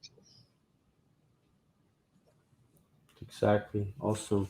Yeah, this is like, there are so delicate topics, as you said, like, just one word can change the meaning, can change the every. And when you never know, like, what uh, even healing you cause or damage you cause with just one word. You need to be, like, more. Me myself, I believe that I need to be more and more mindful about every single uh, articulations, like, whatever, I don't know what they call it, like, the words that I choose and how we can say it. Said it beautifully. The articulations need to change. Okay, thank you. So before we now, if uh, you're okay with that, we can invite some. We Yeah, already had some I would love. other guests. They want to talk to you, but now that we've been talking over the last maybe 2 hours, this is the. Uh, I just put the name on this talk about Ask the Experts. Uh, I try to, like, in different topics. I try to find the best experts around the board to bring up topics to talk to, and Dr. Norman definitely is one of the uh, most brilliant people in this, specifically in trauma and mental health topic, which has been talking about recently too much, like, not too much, but maybe with wrong people. I'm glad to have Dr. Norman here to talk about mental health and specifically on trauma and PTSD. The You can see this is the Dr. Norman's Instagram, and we have it on the screen. I hope that it's right. Like, Dr. Is the Norman Fried, and yeah, At Norman Fried, yeah, F-R-I. and Instagram. On And there, post 60-second videos every day about surviving trauma and loss. And I've been doing it for 60 to 70 days without stopping. And hopefully more people will begin to follow and benefit, be a part of the healing community. Yeah, Dr. Norman is one of the people that following him is definitely a favor to yourself. If you want to do yourself a favor, please uh, Thank you. go follow Dr. Norman, and you'll get benefit of this, all this wisdom and the knowledge, and the way that he explained, that elaborate on different topics is, as I always say, like simple is epic, and he can like bring all this sophisticated topic in the way that even like when I can understand it, when I can feel it, I'm sure that everyone else can. Like, this is something that, yeah, I can relay on it. Oh, so I will share the invitation code to to this comment section. If so, like, already send invitation to our guest, and they still can click on it, but please be mindful of others' time. So if you want to join the talk, please, uh, you're more than welcome to do, but keep it short, the question, and I will give Dr. Norman and you, like, maybe as long as, like, Dr. Norman uh, needs, you can talk about it, your topic. You need to know that this is an online session. If you want to share something, it would be on all around the internet. So maybe you can ask your question with more, like, you need to be mindful about it. But if anyone wants to join and ask question or make comments or talk to Dr. Norman, now I shared the link on the comment section on Instagram, and not Instagram, actually, on uh, YouTube and also Facebook. I don't know if it works. So hopefully, if anyone wants to talk, they can click on the link and ask their question in person. Meanwhile, I'm gonna open the uh, comment section on Instagram to see if anyone want to ask question. So comment section is now on Instagram, and I can see it here. So we can read people's question online as well. So before we get there, Dr. Norman, I know that you already had have written different books. Do you want to talk about? So I see people ask about books. If you want to Oh, they're asking. about your books, or about, like, anything that can help people. So I would guide you to a book I wrote 16 years ago called The Angel Letters. And this is for people who are struggling with death in the family. It's a book I wrote about how to survive the loss of a child and what dying can teach us all about living a better life. It's The Angel Letters, and you can get it on Amazon.com. This is another book I wrote called Every Day I Bless You, and it's about how to survive the loss of a mother and what religion can do to help us, or spirit can do to help us overcome our pain of loss. So these books are, as well as, Reclaiming Humanity, which I've also written. These books are on sale at Amazon.com or at any bookstore, mostly at this point through the internet. There's a book coming out in about 3 weeks called A Heart of Wisdom, and that's my fourth book, and it's basically a compendium, a collection of my favorite 60-second videos on my Instagram. So it's a self-help book on how to overcome trauma and how to have faith and hope in a better life. They're quick, easy, 1-minute reads. Hopefully you'll find that in Amazon and other bookstores in about a month, all over the world. Um, I I I think there are very good books out there. that can help you depending upon the kind of struggle you are having. But I'm going to recommend something that's going to surprise most of you. You may want to start by reading the poetry of Jalaluddin Rumi, Rumi. He's right here on my bookshelf, The Soul of Rumi, and it's he's a 15th century whirling dervish Persian poet who has unbelievable things to say about surviving loss, heartache, and having hope in a higher power and a better life. So I think a great place to start would be picking up some of Rumi's beautiful literature, because he has things to say that are preceding anything written in the last 100 years. There are indeed other books out there that are wonderful to read depending upon what it is that you're struggling with. I don't know what those issues are. If you are willing to come forward, I can give you some guidance as to what books I like in the areas in which you are in search of need. Let me put this back. Yeah, Rumi is my people. You know, Rumi is one of the Is your people. greatest poets in all history, I believe, and the way that he's in Iran, they see Rumi not just a poem, a great philosopher, and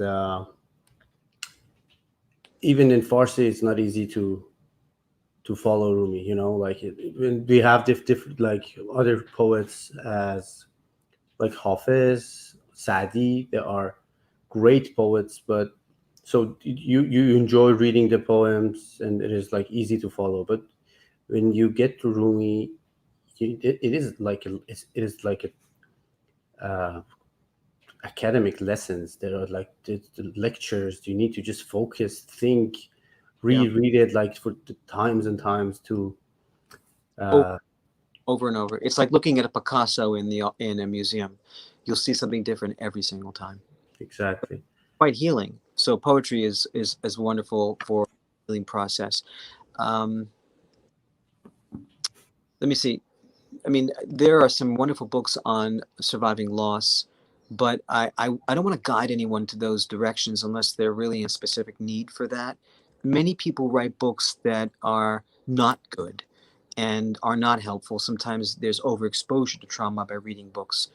But I would be careful and kind enough to offer something specific if you have specific needs.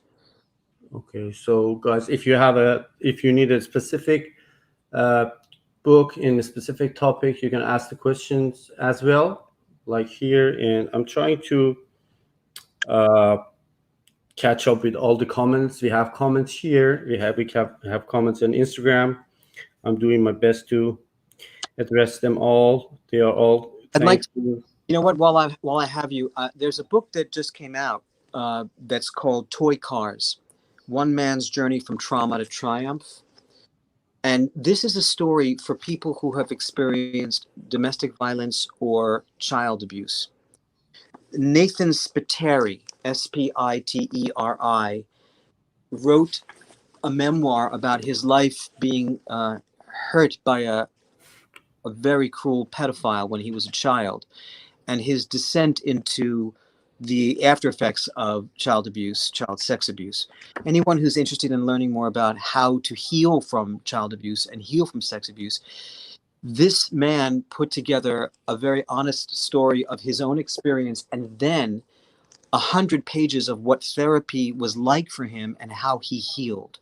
He's now all over the world talking about his story and fighting for the liberation of human trafficking.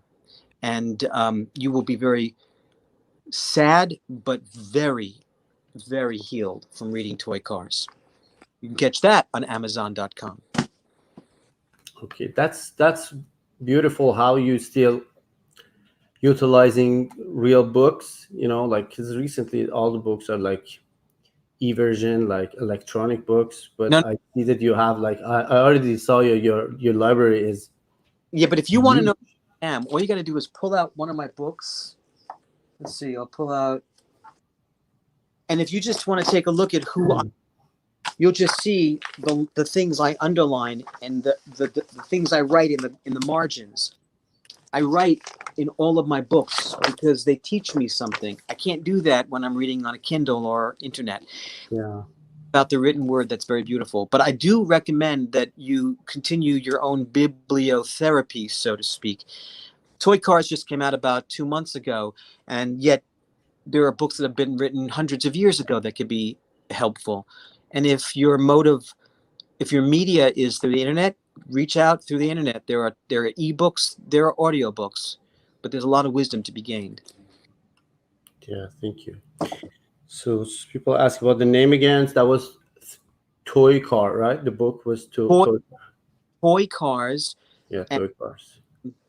it's written by Nathan Spiteri. Mm-hmm. Nathan's Potato. Yeah, you can find this now. Now, Doctor Norman shows the book. You can find it on the Amazon. because this talk will be saved on YouTube Okay. channel. You can get back to this topic whenever you want, and you can refer again and again. Okay, so now we have a guest. I don't know if she's ready. Shutel, Shuatal, yeah, Shuatal. Now okay. So I don't know if you're ready to talk to Dr. Norman. And yeah, I'm gonna bring you up on the screen, and I will gently remove myself back, so you have the enough space to uh, talk to Dr. Norman. And yeah, I will be around. I'm just watching uh, the session that you're gonna have. Sure, if you're ready, we can start now. Okay, so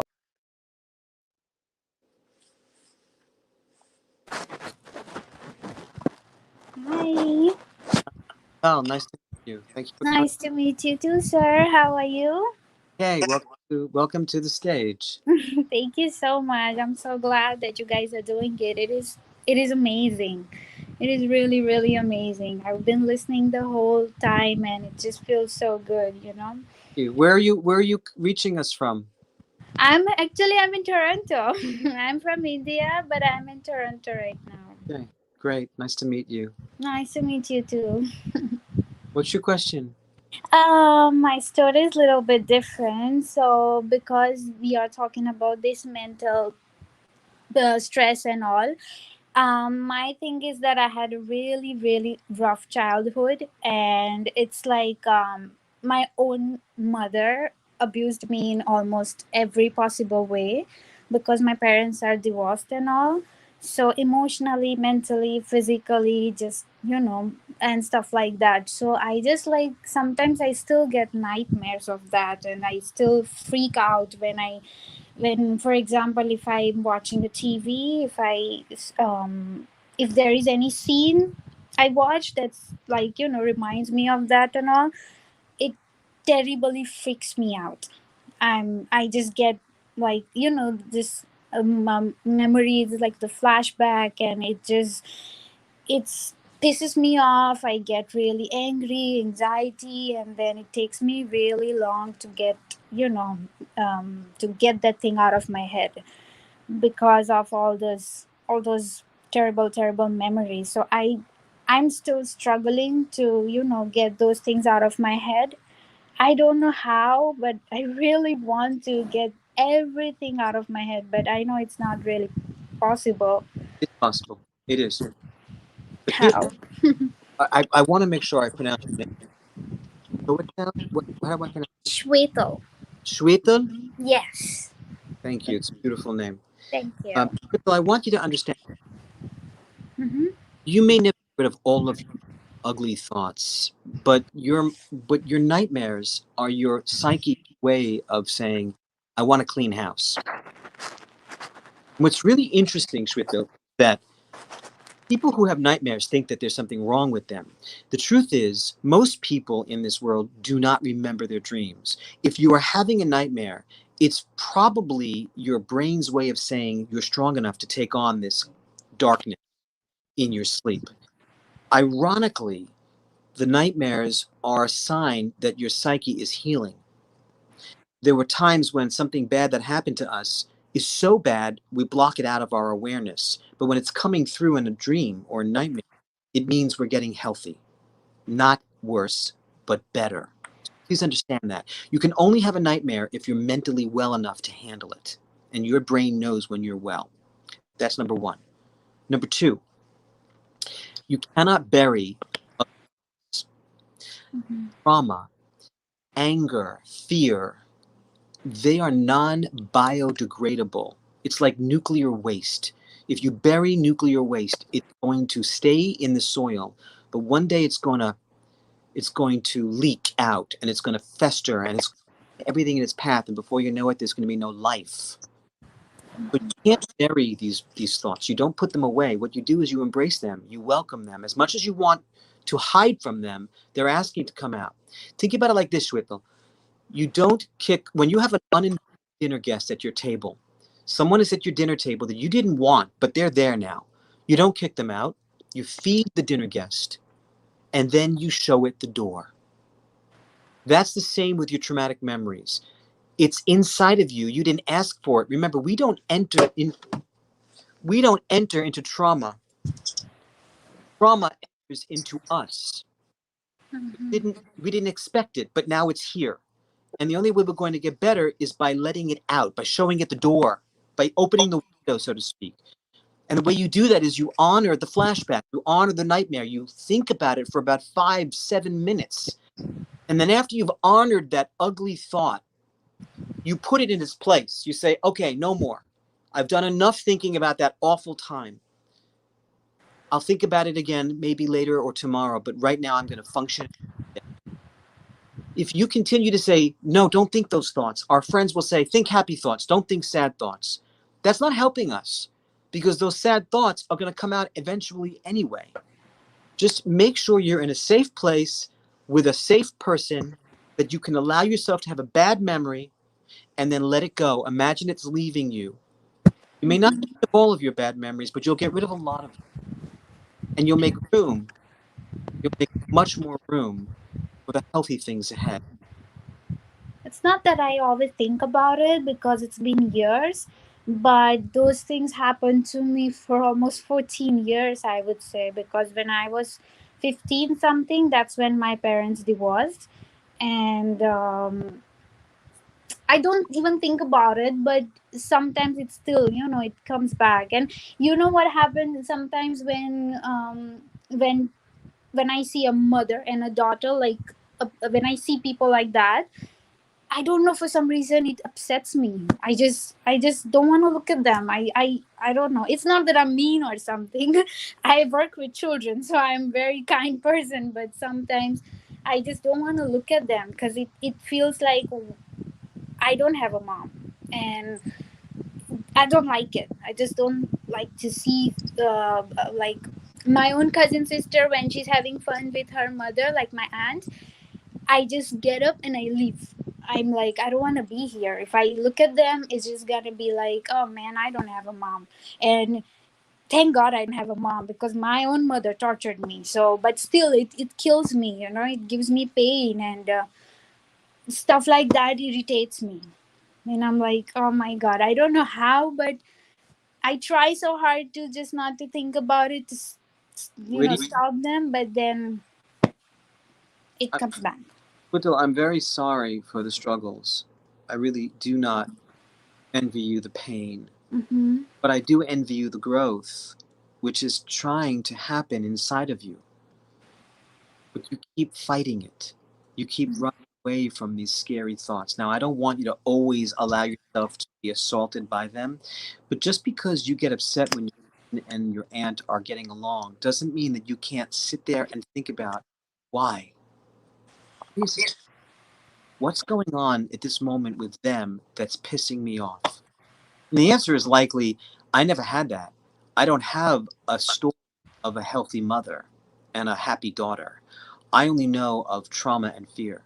But at least when you see something that triggers you, allow the trigger to be your gift. Allow it to be your compass. It's guiding you towards a healthier future. If you change the topic and stop thinking about it, you're never going to find out what it came here to teach you. And maybe what it came here to teach you is that you too can have this with your daughter. You too can have this with your adoptive child. You can have this with someone who you work for, if you're a teacher or a therapist. You can care for children in a way you never cared for you. And instead of looking at that relationship between two people that are getting along as you can't understand, look at it as a lesson of something that you can ultimately acquire. Mm-hmm. Life is teaching you things, Shweta. And you don't have to learn it every day, and you don't have to study it all the time. But notice the messages that are coming from the world around us. You can heal if you can take a closer look at the stuff that hurts. And if you can't, I encourage you to meet with someone, a clergy, a priest, a pastor, somebody, a teacher, or more likely a therapist that can help you carefully and lovingly focus on the things that hurt so that they lose their power and they no longer have to hurt you. Instead, they could just be things that taught you. Think about that.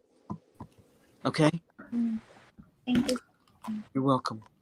Okay, thank you. I don't know if you can that this is like thank you, Shotel. Shwetal. Shotel. Yeah. So I was listening and I was Mhm. I'm gonna send you back to the studio if you have any other questions. So okay. It's great to meet you. Nice Really, to meet you too, sir. Thank you so much. you can DM me on my Instagram page. Oh, thank you so much. Thank you. Iman, come back. Iman, where'd you go? Okay, it's just me. I don't have any way of seeing what the questions are, so we'll wait for Dr. Iman to Yeah. facilitate. Hey, Thank you. Yeah, thank you. I seriously, this is like so complicated for me. Before I was like me and my phone, and now it's a lot of work. And this is just me. I'm responding to emails, taking care of these Instagram and yeah, all of them. That's just want to say, honestly, I'm just sitting here on my iPhone 11, so I don't know if we have 5 listeners or 500 listeners. I don't know if people are talking. I'm curious. Do we have a nice audience?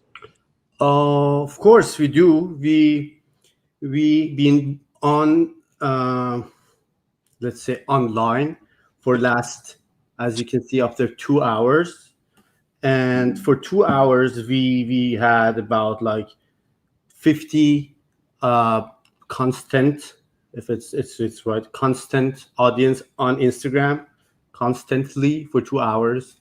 Great, And also we had about between 30 or 40 to the 30 audience on uh YouTube and Facebook, as I can see. great.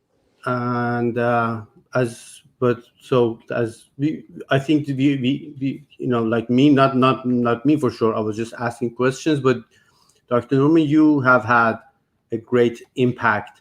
I And the hope point is that you had it like all around the world. It's not about New York or Toronto. I know that we have audience from Malaysia to South Africa, or like all around the world. People are watching this, and now we already have two more guests so far. If you are comfortable, we can invite them too and talk. Like ask, they can ask their own questions. I, Brianna, if you're ready, it's your turn to join. Yeah. Okay. So uh, we have Brianna up here. Hello. Hi, how are you? Hi, how are you? I will move myself down again because it's like it's tree layout, so that would be not. Maybe you would be more comfortable. Thank you. Hi, so I just have one question and then that's it. So I'm a recent cancer survivor, so like 6 months in remission. And I just wanted to know like what books you recommend maybe that will help me with like forgetting about it. Right? well healing from everything that I went through. Okay. Wow. First of all, congratulations on your journey and your current success. I'm very, very happy for you. Can you tell us what the diagnosis was? Are you okay telling us? Yeah, it was stage 4 Hodgkin's lymphoma. You're probably about 23 years old. No, that's the first. Usually people think I'm 12. I'm actually 18. Well, you're mature. You're very mature. I'm sorry that you had to struggle with Hodgkin's, but you probably know that it's a very curable disease, and I'm so glad that you're better now, and pray that you stay better, and you should. Um, I have any particular books on that I'm proud of that I would ask you to look at in terms of surviving the experience of cancer. But please check me out on my Instagram. If you DM me, I'll have some time to do some research and figure out some good books for you to take a look at. I have so much to offer in the way of books for people who are on current treatment, but I really want to get you to a book that talks about life afterwards. And I know they exist, and I'm not thinking clearly at this moment. But I'm so grateful for your question, and I want to say to you, Brianna, that if you and I don't find a book that's satisfactory to you, you can start writing one of your own. Let me tell you something. You're a veteran of the war now, right? You have survived the war, and you may want to tell your story so others understand what you've been through. And in the telling of your story, you will get even stronger and stronger. But give me some time to do some research on what's out there. Okay. Thank you. I appreciate it. Where were you treated? What center were you treated? In New Jersey. Okay. So you're hailing from my area of the country. All right. Stay in touch with me. I'll figure it out. Okay. All right, I will. Thank you. So great to meet you, Brianna. Thank you for hi. And Brianna, like before you leave, say hi to your mom. I will. Hi, Mom. Yeah, it's Maria, right? Yeah. All right, let's see Maria. Maria, are you there? Is she there?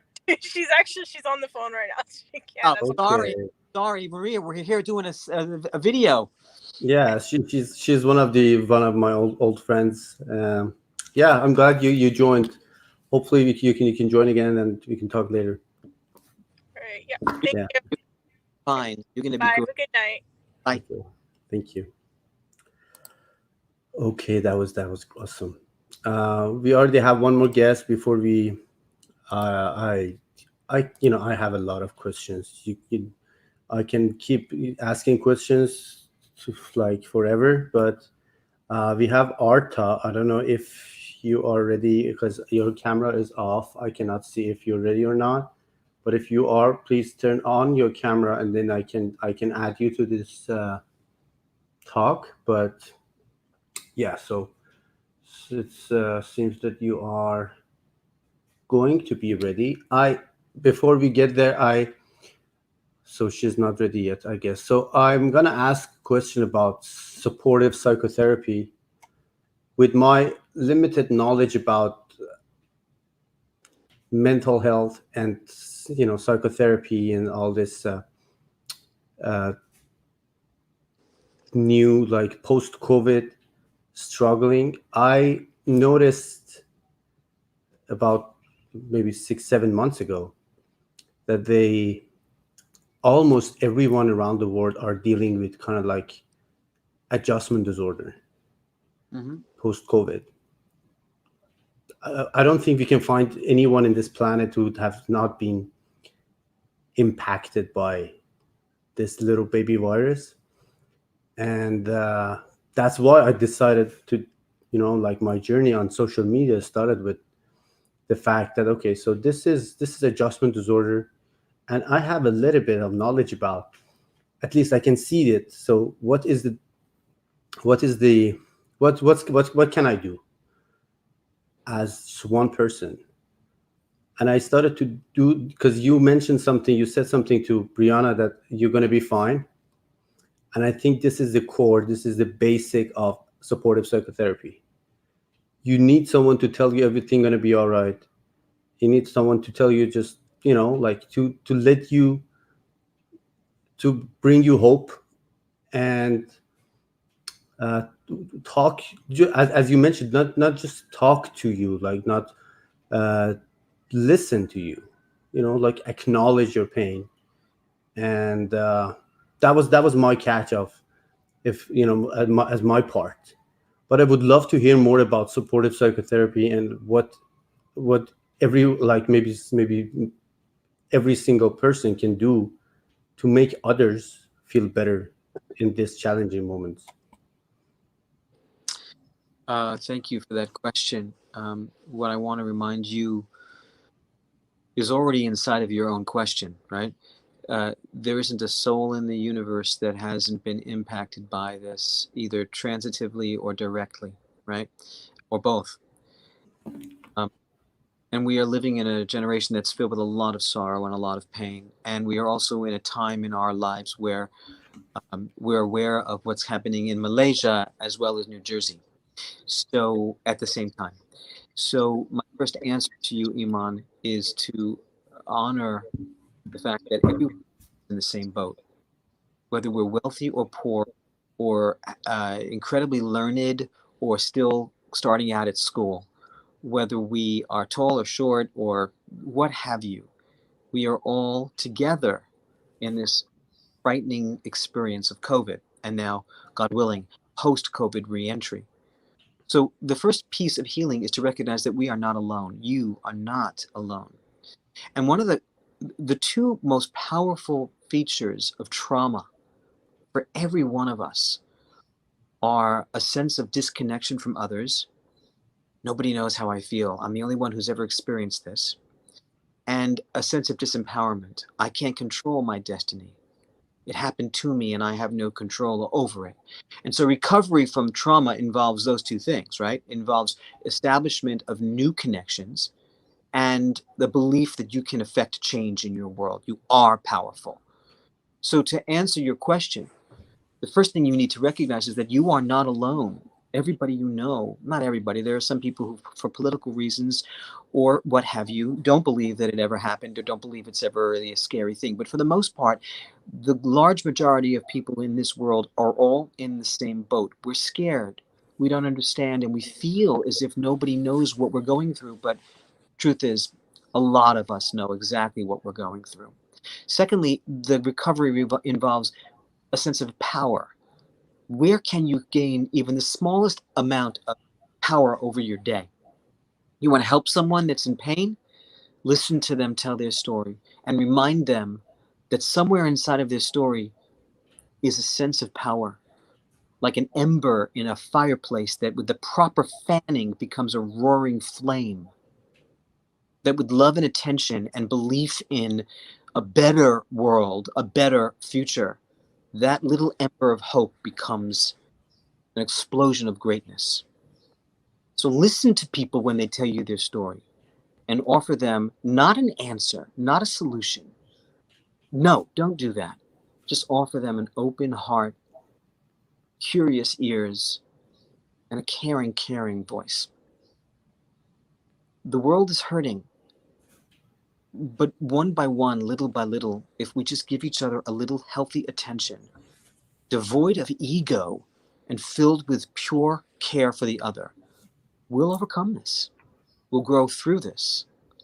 We will. We are already. I hope that is something that everyone who's listening can think is doable, because it is. Exactly. Something recently I noticed that I talk about it like more often is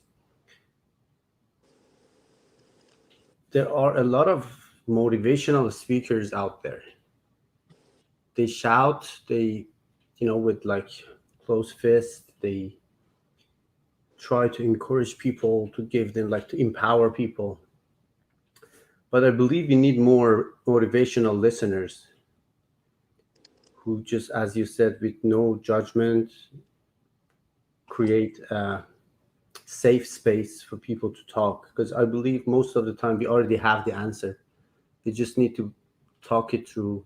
When you talk about what is the pain inside, you can find the answer yourself, and that is very, very powerful. Share. And You can yeah, find the answer yourself. Sorry for cutting you off, but you'll be much more effective, successful if you find it in the context of a loving relationship with an other. because although the answer exists inside of you, and it's very important to sit in stillness and just wait for the answer to come, the context of another loving person can really make that time go by better and kinder. Yeah, that's true. So You know, we have I say oftentimes we are born with our fists closed. When a baby's born, their fists are closed. And when we die with our hands open. And the years in between our birth and our death, we spend trying to figure out which is better. Think about leaving your hands open. yeah. It Wow. looks like your Wi-Fi network isn't connected to the internet. Take a look at the help section in your Alexa app. That like no call, like I mean no live session would be done without like my Alexa comment, because she randomly says like stuff. Seriously believe that she has some serious issues. She just started like to mention that my like, thank God she doesn't share my personal stuff, because like she is out of control. But I don't want to be suspicious, but I mean something is wrong with my Alexa for sure. But we have another guest want to talk to you. I will bring like Arta. I hope that you're ready now, right? Okay. So I'm gonna bring Arta. I'm gonna take care of my dear Alexa later. So as we already talked, Dr. Norman, we have 30 more minutes of your time. I really appreciate you and your time, and I cannot thank you enough for this session. I hope that we can have more, like as you said, we will talk about it later. I cannot promise anything, guys. I will do my best to have Dr. Norman more on the live sessions, but for now let's just get the best out of this next 30 minutes. Salam alaikum. Salam alaikum. How are you doing? Welcome I'm to the show. This is Arta, and I will put my like move myself back okay. Are you down, guys? and yeah, leave you uh, to talk. Okay. Are you guys okay if I move my face? I'm not comfortable. Salam alaikum. Alaikum salam wa rahmatullahi wa barakatuh. How are you? Very good, thank you. Nice to see you. Nice to meet you. Nice to meet you too. About to ask you about some questions. I've been through in my life a lot of trauma. Starting from rape survival and different kind of trauma. But I move on to United States, and I'm in the United States right now. And I'm really, really doing my best to be strong and to fight everything in my life. My question is, I cannot stop the thought I can trust the world to go out there. Did I hear you say I can't trust the wallet? The world, Oh, the world, to go outside, to trust outside and to continue the life. I just abandoned myself and just to make to my kids a better life. how many children do you have? I have 2 children. How old? My boy is 17. My girl is 7. I saved her. The same thing happened to me. Should have happened when she was 9 months old. And I fight, and she survived, but I wouldn't survive because I'm a mother. My daughter survived, but I was the victim. But I passed all that trauma. I am in medical school now. Wonderful. And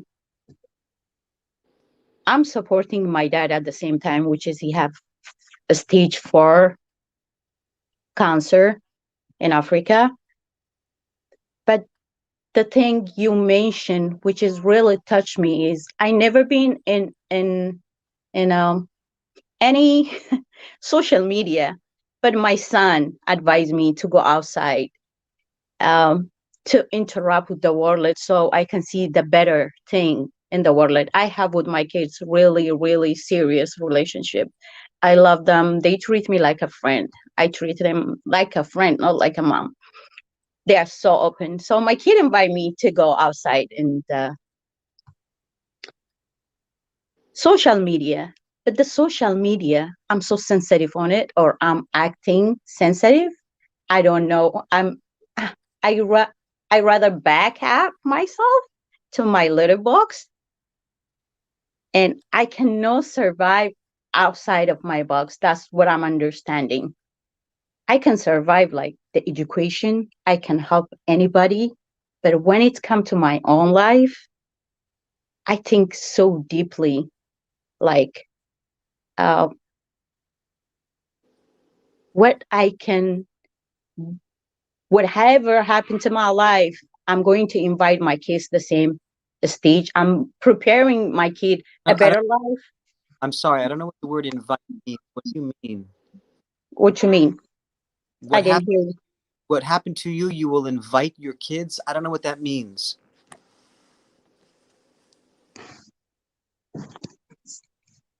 I was a rape victim, Yes, I understand.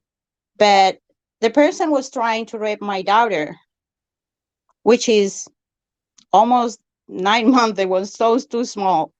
So my daughter survived, but I get the victim. I just want to mention the world need to know something else. It's not, life is not like the way everybody thinking. Of course. You can still survive and fight, but the Yes. trauma gonna be right there, and really will be strong to believe the world, or to have another life for your own life, like to have a partner in your life, or to go outside. You will be always scared. Okay. Thank you. Thank you for your beautiful, honest share. I want to say to you, Arta, you don't always have to be scared. You believe you will be, and that's trauma talking. That's fear talking. But your son is smarter than all of us Yep. because, right? Yes. 17, and yet he's got the wisdom of Moses. And Yeah. what he's saying is you don't have to stay in this life frightened. Be like me, mama. Try it a little bit. And you're doing so.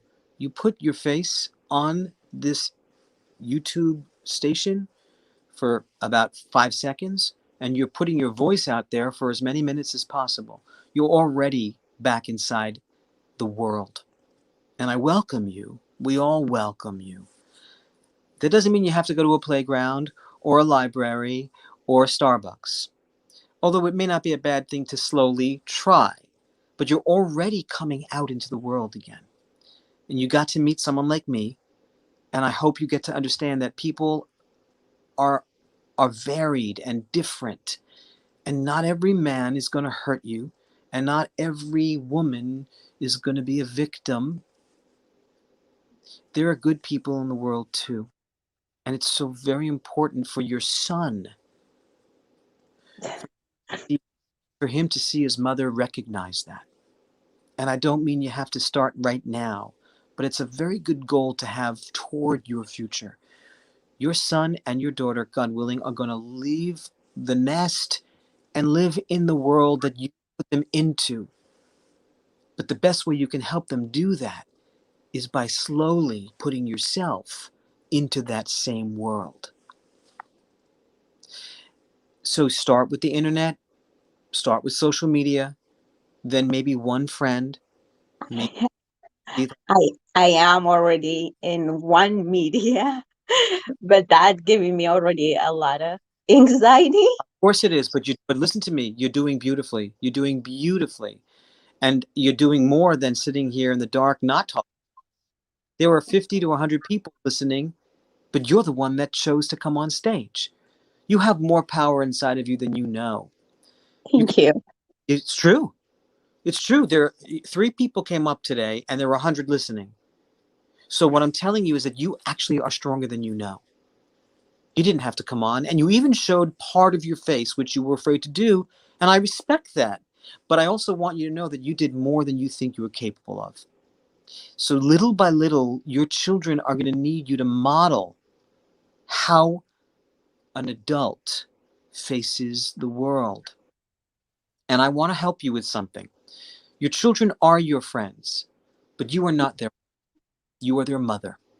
They can be your friend and hopefully they'll tell you everything, but you are their mother, not their friend. You're friendly, you're cool and easy to be with, but you're their mother. And as their mother, you both protect and you guide. Exactly. You nurture and you entertain. You tell stories and you give commands and you punish when needed. And as a mother, you show them how to take that next step into the world. I do. And you have to do that. You're in medical school, so you're showing them already that no matter how scared you are, you're going to go forward. Yeah, You're going to do this. You can do this. I And will. if you know anything of the Old Testament, you know that Moses was in a basket and sent off down the Nile. And that's a metaphor. That's a metaphor. He was a baby in a bucket, but he became a leader of a nation. So you start in the smallest of ways and show your children how you're going to lead the nation that they are going to become through you. Please. I will. I know you're scared. Do it anyway. Do it scared. Connect with therapists, connect with clergy, connect with imams, whomever it is that you can feel faith and safe with. But I practice. I am already done, and I have fear. Like I am already done my therapy. I am already past that level. I am already at the school. Little Stop you. more time to graduate. I'm going to stop you. Okay. None of us ever graduate from therapy. Oh We may my God. we may gra- we may graduate from graduate school. We may graduate from college. We graduate from high school. But we take a break from therapy, and Okay. we either go back or we don't. But please never tell yourself you're done with therapy. Therapy is not an enemy. Therapy is not a job. Yeah. Therapy is a gift you give yourself. You treat yourself to mental clarity. You may be done for now. You may be done for the rest of your life, but that doesn't mean you're done growing. Therapy is just your companion as you grow stronger and wiser in the world in which you live. So Right. please say you're done. And I'm not saying that because it's my business. I'm saying it because we're here as therapists just to be witnesses to your growth. You don't have to stop having witnesses to your growth. Sure. Please, you're always growing. You hire a personal trainer and you get muscle in the gym. After a while, you stop going. But in a couple of years, you go back and you hire another trainer and you get more muscle. Exactly. Okay. But you're doing it little by little. And guess who's teaching you? Your 17-year-old. He's Of really course. and I love him for it. Thank you. Listen, I want to help you understand that there are many memories that are scaring you and hurting you. You need to talk about them. And you're not done with therapy, but for you to be telling you're still scared to go out means you're not done with growing. You don't Exactly. have to grow through a loving connection with somebody who is willing to show you that love doesn't have to hurt. Love does not have to hurt. I want you to believe me. Yeah. Okay? Thank you. You so Thank you very much. Wow. Thank you, Arta, for your share. Thank you for joining, and thank you for being strong and brave. I am so proud so proud of you. I'm so Thank proud you. of you. Okay, I'm gonna send you back. All right. Thank you. Okay, thank you. wonderful. God bless you. Thank you. Thank you. You too. Thank you. Wow, what a share. What I was writing down some like things that you mentioned, one of the like strongest part was do it scared.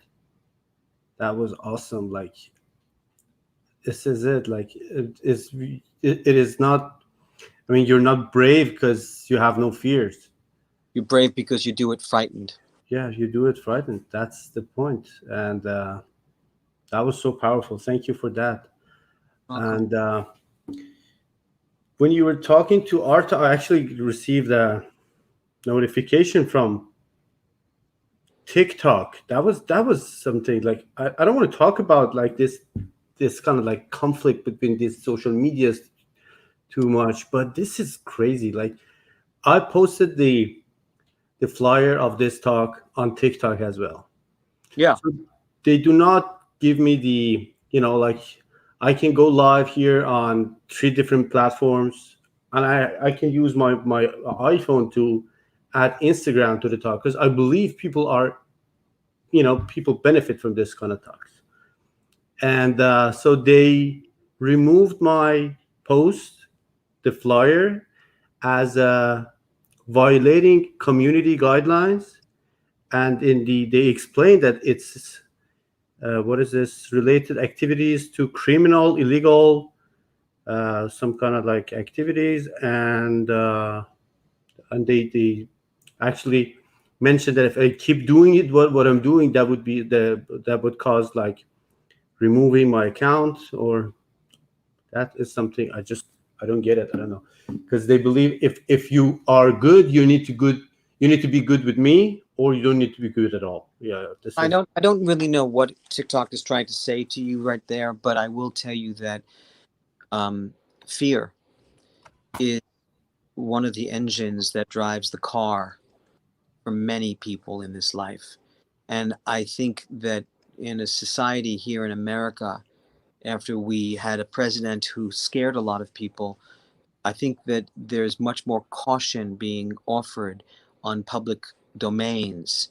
I don't know if they are angry with us for putting this out there or just frightened that it could be misunderstood. There are many times, Iman, when I post something on my Instagram, a quote, a poem, and it's cut off, it's taken down. There are times when I post something on Twitter and I get a note saying you violated our rules. And I laugh and I say, oh my God, you have no idea who I am. And in 60 seconds, I'm trying to help someone heal, and you think I'm triggering some danger. And what I do is I just look up at the sky and I say, God, you created an imperfect world. And our job here is to do what we can do to fix what you didn't fix. And together we partner with a higher power and do the best we can. And maybe, just maybe, Twitter will recognize that, not Twitter and uh, uh, TikTok will recognize that we only have good intentions. The fact that they don't is just an example of the world we live in. I mean, when I wrote the angel letters, I received 300 rejections. When I wrote the book and sent it to 300 publishers, I received 300 rejections and 300 angry rejections saying, we don't believe in this. This is a book about the death of children. You're awful. We don't think this is going to make any money. And number 301 said, we'll give you a chance. I had to get used to the fact that when you talk about very, very sad and scary things, it triggers people. And I just wish that more people would allow themselves to do it scared. TikTok is scared and they shut down. I wish they would keep it open and come up to learn what life can teach them. And maybe they will someday. To me, Yeah, give a shit. I mean, yeah, of course. At the end of the day, guys who are watching this, we all need to know that all this social media, these are like tools. And if you don't do them good, they don't do you good. Like they're not going to make you any good if you don't make them any good. And they are making like hundreds of like billions of dollars of different. I'm not supporting any one of them. I'm utilizing all single one that I can. As you can see now, I'm live in 3 different platforms. I'm trying to use as much because I need to reach more and more people. But they are all like, this is it. This is a business. It's not just social media. I'm angry with with insurance, with health insurance companies, with pharmaceutical companies, with like anything is, involved with business and money. It's not authentic anymore. And this is one of them. So if I can go live on TikTok, I can have you as a guest. We can talk about brilliant matters. We can talk about mental health, and they will support us. But if I just like put it like kind of advertising my talk on YouTube on my TikTok account, that would be violation, and that would be illegal and criminal. But this is what it is. Hopefully one day we can have a platform for us. Just like anyone can have a platform to freely can share their the thoughts, and people can decide. It's not about someone who's sitting up there. Yeah. And it's kind of new kind of dictatorship, but we fight. This is a fight. This is an ongoing fight battle. But Iman, understand that this is, it's a complicated and troubled world, but there are many places in the world where there are more liberal thinkers, and I don't know if TikTok means any harm. They're just being careful with whatever bylaws they've come up with. And I think that's the case for so many of us in this world. We get nervous when we see something that's different than us, and we automatically judge and say, bad, bad, bad. But we don't want to look at that person and say, no, you're bad. TikTok isn't bad. TikTok is scared. TikTok didn't do anything wrong. TikTok was doing what they thought was right. They sanctioned us because they thought we would scare people. I'm not angry with TikTok. I feel sorry for them. But it's important to give grace, to give good voice, right? As Tej, to give good voice, not to give angry voice. They'll come around. And if they don't, there are others that will. Yeah, true. So we have a guest. Akil is here. I know Akil from Clubhouse, and what he is doing actually is a new kind of approach to trauma, physically and mentally. And he actually lives in New York. Is your neighbor, and I would love to have him. And he has questions he want to ask you if it's okay. Sure. Yeah, Akil, if you're there, I am going to bring you up on the stage, and you can talk to Dr. Norman. I cannot see. I see that your camera is on, but whenever you're ready, you can just give me a signal, because this is a dark ambience that you are. He wrote yes.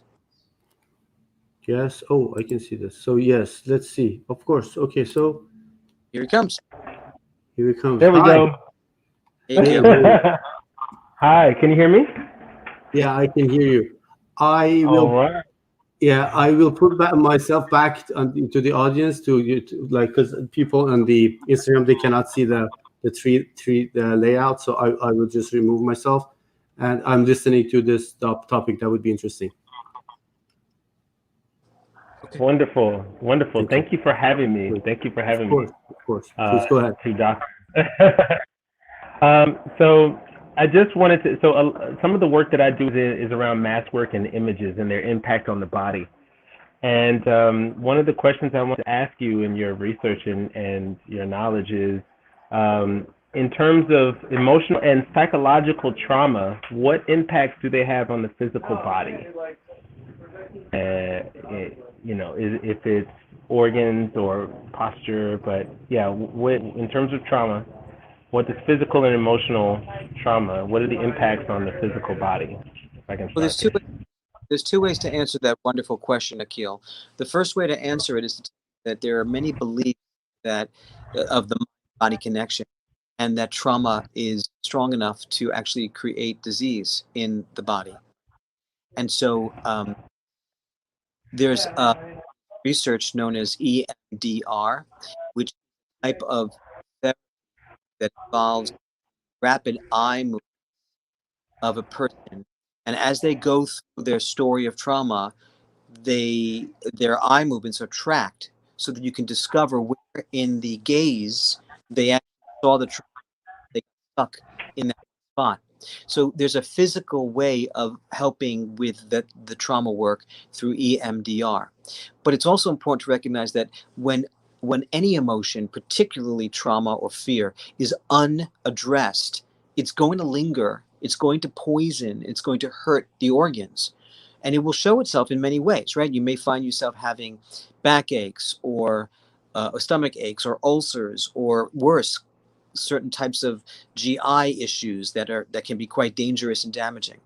I'm not of the ilk that says that all disease comes from trauma, but I am believing that trauma can exacerbate and create greater disease in a vulnerable body. And so what I often say to my patients is, if we do not cry with our eyes, we will cry with another organ in our body, which means you've got to let this stuff out. You've got to tell your story, talk it out, write it out, put it in a journal, kickboxing, punch bag, whatever it takes, get that stuff out of you. Because if you don't, it might come out in the ways that are more detrimental to your body.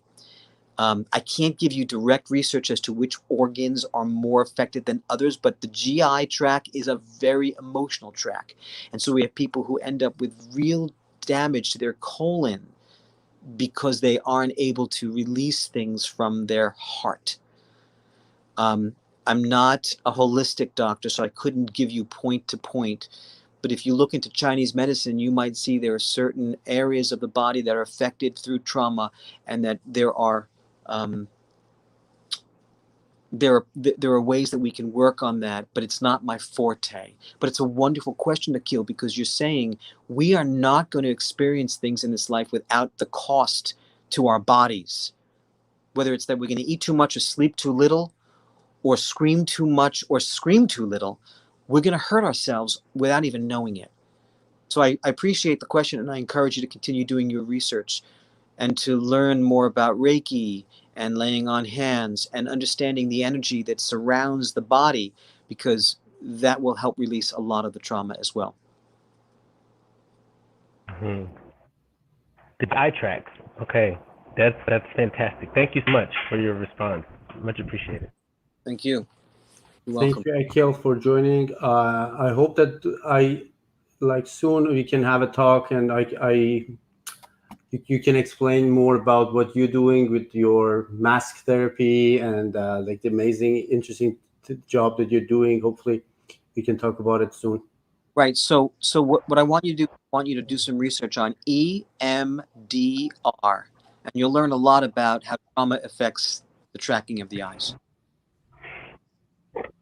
Yeah, and EMDR stands for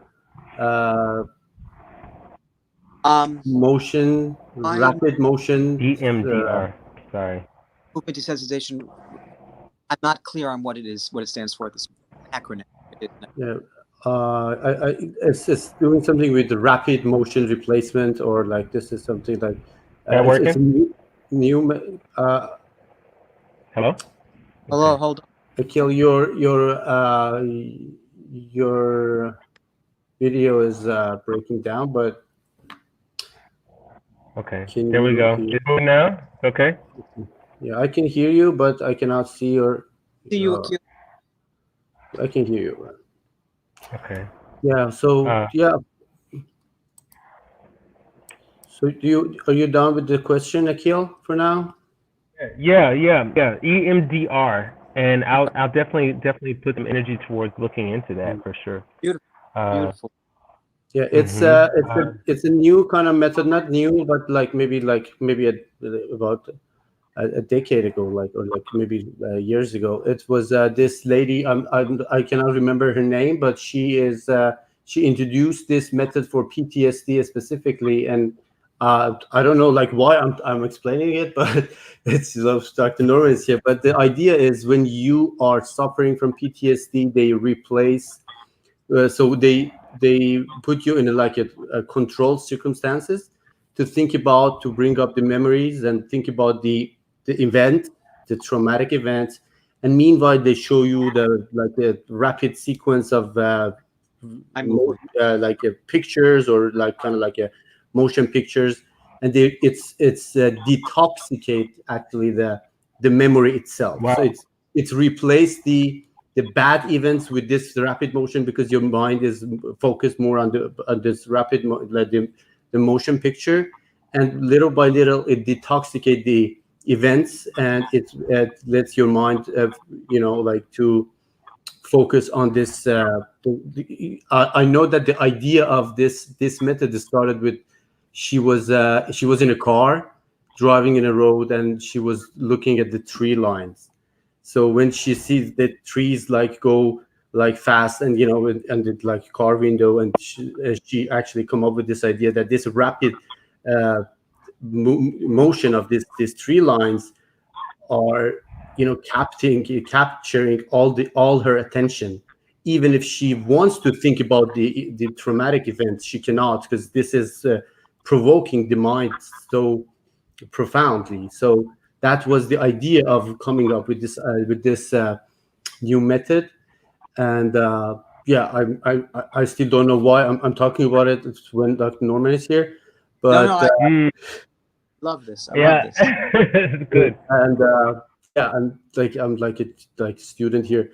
But about your question, Akil, that how emotional trauma can impact your physical body. My understanding with my knowledge about like physical body is that, of course, as we can see, this is one body and one impact. And like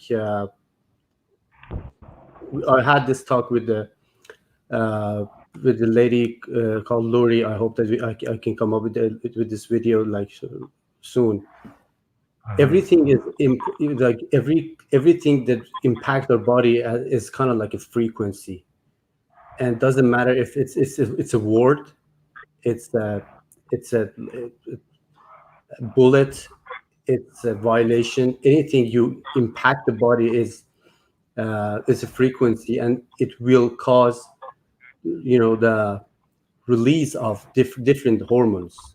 One of the most traumatic, if I can say, or with negative impact hormones when we're dealing with PTSD is uh, fight Cortisol. and flight hormone, actually, which is epinephrine release. When this is a brilliant hormone. It helps your body to they call it fight and flight, because when it's released, your body is ready to fight or run away to save you from danger. But when this hormone is releasing out of order, and like let's say there is a cancer for this hormone, it's not an actual cancer, but it's been provoking up there constantly, that put your body in a like hypervigilance state that doctor mentioned, that you're always waiting for something bad to happen. It's you can fight for 1 second, like 10 seconds, when something like, let's say, an angry dog is attacking you. This is amazing. You can fight, you can run, you can save your life. But imagine this feeling to be there for like the whole day, or maybe like months or years.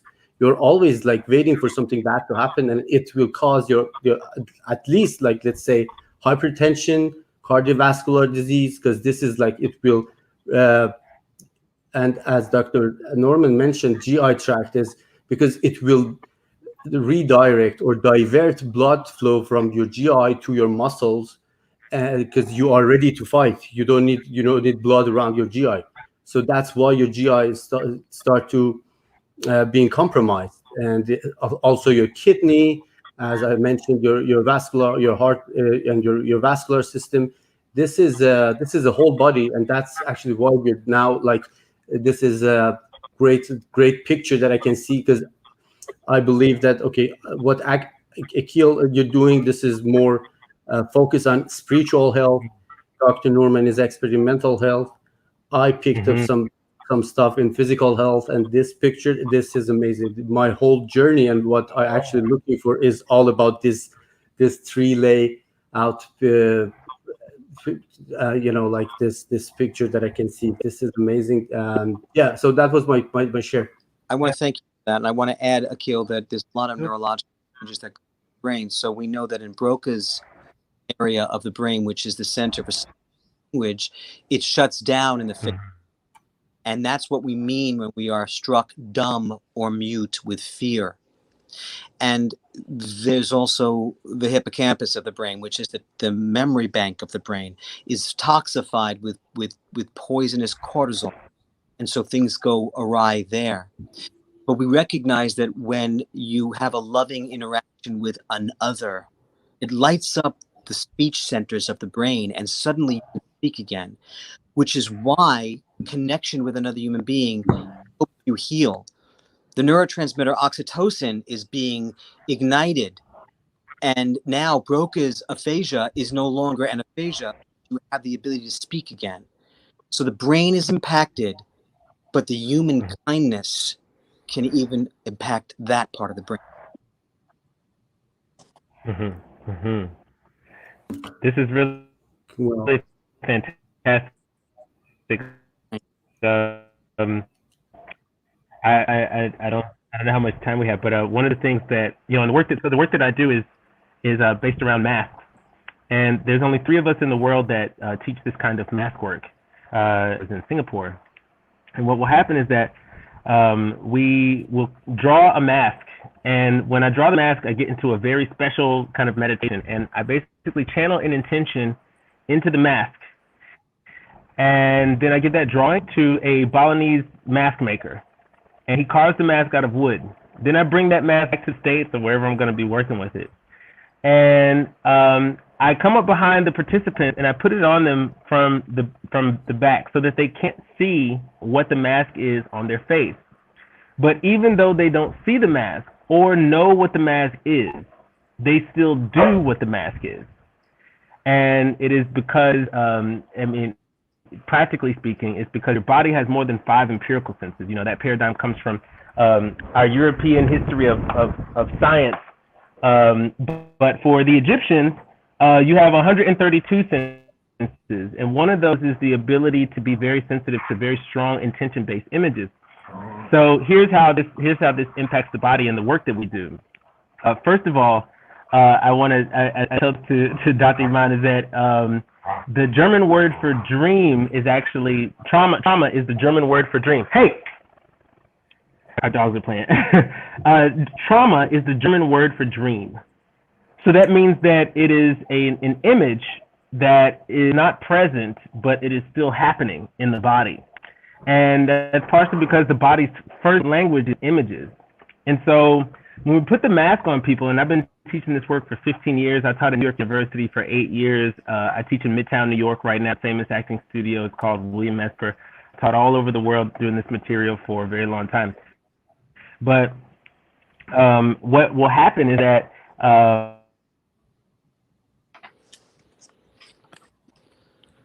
directly in the mask, or they will do their body's relationship.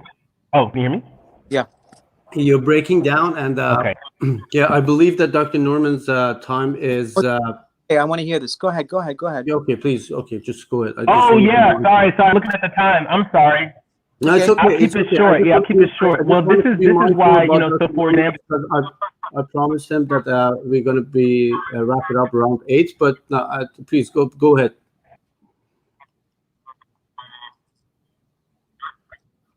Go ahead.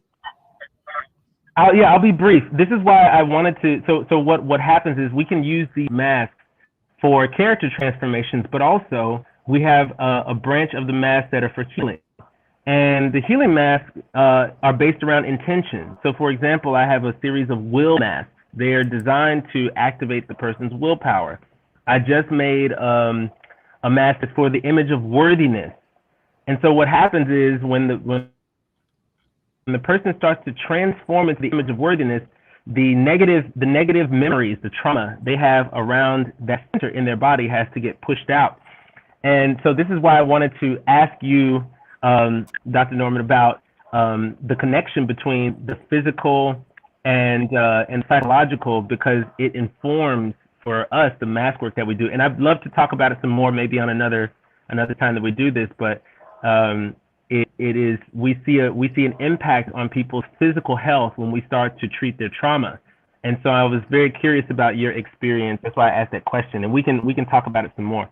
No, But I really we definitely see for the last 15 years that I've been doing this work, a connection between image and people's physicality.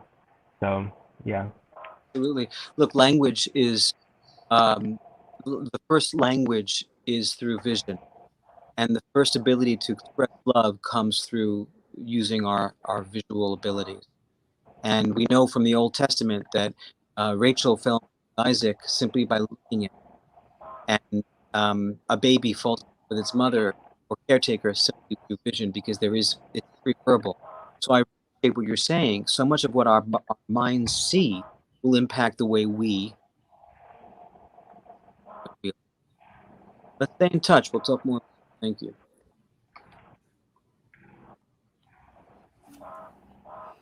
Okay, I think we. Akil, can you hear me? Okay, that's. Okay, I think. We had a good conversation. Yeah. Okay, I will move him back to the. I hope that he's still freezing, but I know that Akil now is in Dominican Republic, DR, and the maybe the coverage is not that good in internet. Well, okay, thank you so much, everyone, and thank you, Dr. Norman, for your precious time and like amazing share. I'm trying not to use specific terms and this like kind of like clubhouse culture about dropping gems and nuggets, and I'm trying to like this is not my vocabulary, but it's I cannot help it. You actually drop gems and you actually uh, shared your nuggets like that was amazing. I cannot find any other words to describe what actually happened over last let's say about 3 hours. Yeah, so we have like as we talk about, we have like maybe uh, I have to like for the rest of my life, but I know that you have like as much as you want. You have maybe a couple of minutes if you want to share anything. You want to like your last share. You want to whatever you want. This is your stage from now. Like please. I guess I would like to end with a story. Not my story. It's a story from Harold Kushner, who wrote some beautiful books. The most famous one is When Bad Things Happen to Good People. Here's the story. I think it describes the work that every human being can do in this world to heal one another. One time there was a little boy, and his mother sent him to the store to buy a loaf of bread. And he was gone a very long time, and she was worried. And when he finally returned home, she said, "Where have you been? I just sent you for bread." And the little boy said, "I know, but on the way home, I found a boy with a broken tricycle." And the mother said, "You don't know how to fix tricycles." And the little boy said, "I know." So I sat down on the curb and I helped him cry. That's all we can do. We don't know how to fix what we did not break, but we do know how to help people cry. And when we do, we help them grow. You have the gifts, you have the medicine, it's inside of each and every one of you. Access it, use it, and heal your world. Thank you for coming tonight. And Thank. I'd love to stay in touch with all of you. Wow, thank you, Dr. Norman. I'm so glad for this talk over the last 3 hours. There was a great opportunity for me to learn and share what I am learning already. I'm so grateful that you're here. I received a lot of messages that they want this sessions go on and on for the next I don't know, like if we can have you more and more and the over and over in this talk, we can definitely talk about it. I know that you're a busy man. Yeah, I really appreciate it. I hope that we can have it later more. And so far, if you guys you can access to Dr. Norman's page over this Instagram handle that I already have it here. And if you have questions, you can send it on DM. I'm sure that Dr. Norman will help you more Thank you. than you think. Thank you for joining me today in this talk. And We'll meet again. We'll meet again. yeah, sure. Hopefully. And often. Yeah. So we'll thank you everyone for joining. That was our show for tonight. That was a talk for tonight. Oh my God, I'm not good at it. I want to wish you all good day, morning, evening, wherever you are, whatever you do. Just be mindful with your life, with your loved one, with your words, and smile more. Thank you so much. Good night, everybody. Bye.